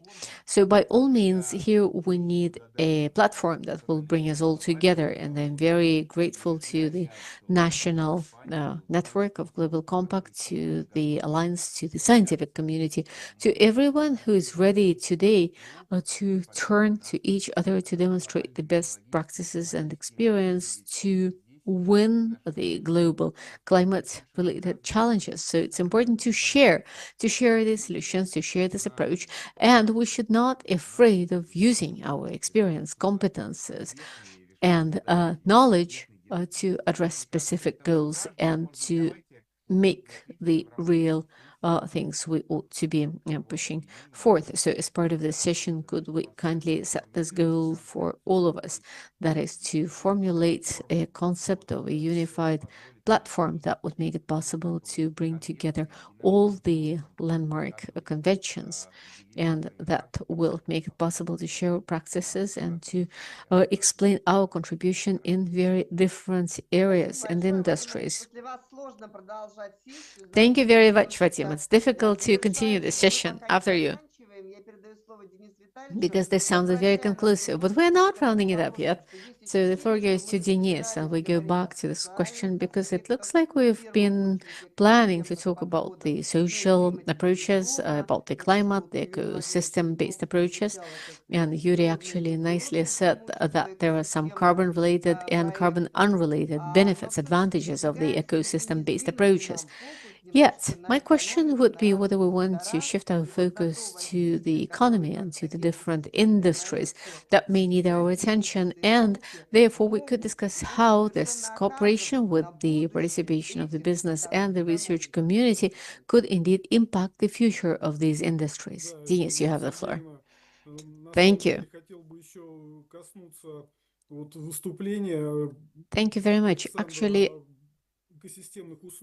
I wanted to go back to the presentation Alexander made on ecosystem services. We heard about it about 25 years ago when our colleague at the meeting of the research board talked of ecosystem services, and all the scientists were just so completely shocked.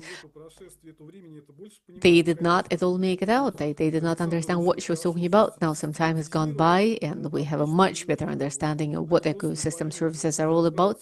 Alexander has provided a nice systematic coverage of it, but the ordinary people will never understand anything about it. Like they go fishing, and how do you explain to the ordinary people that it is the sea offering an ecosystem service to them? So how do you deliver this to the broader public, and how do you consider it? Well, maybe we ought to start with this because I think it's better to present it at the beginning of the fishing session, not at the end of it. Well, this experience is very useful because it actually shows how we can change the climate and how this impacts the provision of ecosystem services to the public. When, say, a particular type of fish could just be extinct due to the warming or the cooling. All of this could be monetized, calculated in monetary terms, and you can see how this whole ecosystem can be presented in monetary terms. I mean, I think we ought to think about how we can adapt it and how we calculate the actual money behind the ecosystem.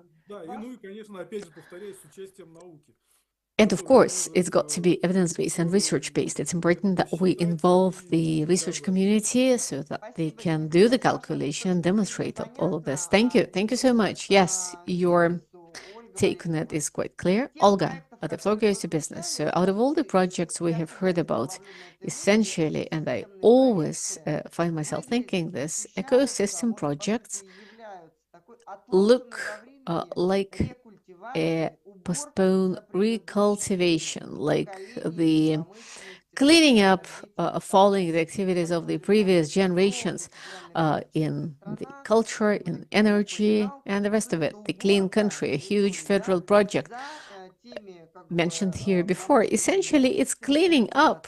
It's cleaning up and withdrawing the garbage, the waste left by the previous industrial generations. So we've got lots and lots of things to do now to get rid of that legacy.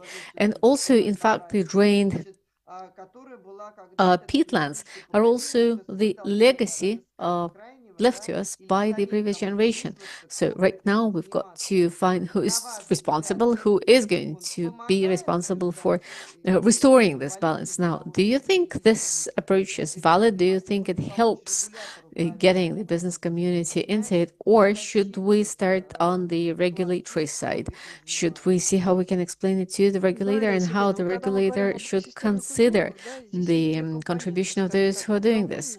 When we talk of ecosystem services, there are two components, the voluntary one and the mandatory one. The mandatory one is recultivation, indeed, because those companies, businesses that need the resources and use them do the recultivation, they have to do it once they've done their production and extraction. Also, there is the voluntary component to it. With us, ecosystem services are part of the biodiversity strategy. We developed it last year.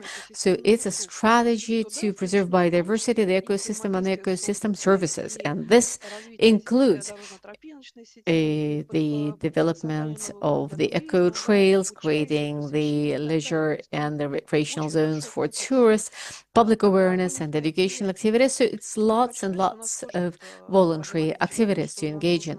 Vadim was saying that we need such platforms or venues to bring people together. This year, we established an expert council on biodiversity, where, in fact, we invited the regulators, the researchers, our business colleagues to discuss our approach to ecosystem services and the contribution of our business. For instance, the contribution into the task force operations.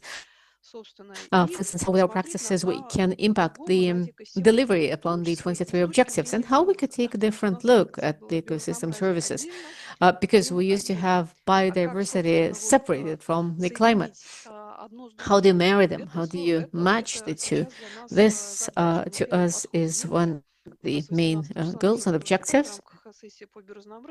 I'm talking on the 18th as part of the biodiversity session, and I'm going to present on our discoveries, which we've made in biodiversity when developing the adaptation plans. Like, we considered what's going on with the floating islands, what's going on with the jellyfish. We have collected the phenological data to see how this impacts things, what's going on with the beavers, with the castors, right? And the rest of it. So it is not a simple challenge. It's the kind of objective that really requires some additional research, and there is just no way we can do it without involving the science. Thank you very much, Yuri. We have talked briefly on peatlands. Could you say a few words on this when the colleagues were referring to your presentation?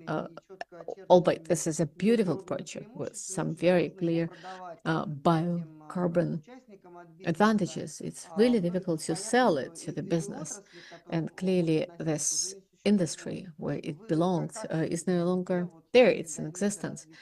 How do you see the further development of the subject? Well, as to the further development of this whole subject, we see it in a pretty positive way. Why? I'll tell you. That's because I focused on moving along the Russian and the international tracks in terms of the methodology we use, whereby we provide the Russian companies with an opportunity to implement such projects for the Russian register or for the international one. That's one thing. Another point to make is that when we started working on this subject, the nature-based climate-focused goals were only considered in terms of carbon, whereas now we're talking about the holistic approach in ecosystems, the ecosystem services and functions under such projects.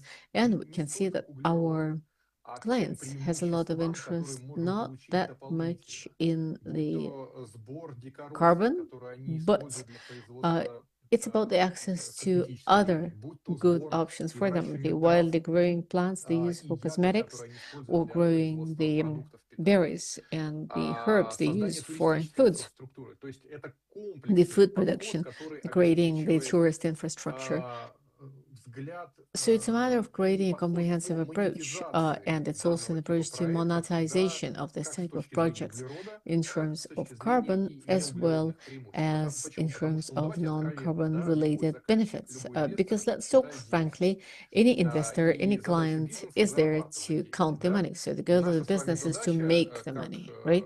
So us, we work essentially as assistants to the business to help the business make this money, right? So that is why we are there to attract the biggest number and quality of competences that will make it possible to generate and sell good carbon units and to earn on that and to get the non-carbon related advantages, which will also be efficient and make us make our program progress. So we see this globally as well as in Russia. Well, naturally, human beings are very important. And one of the key components for us is working with the local communities. Why?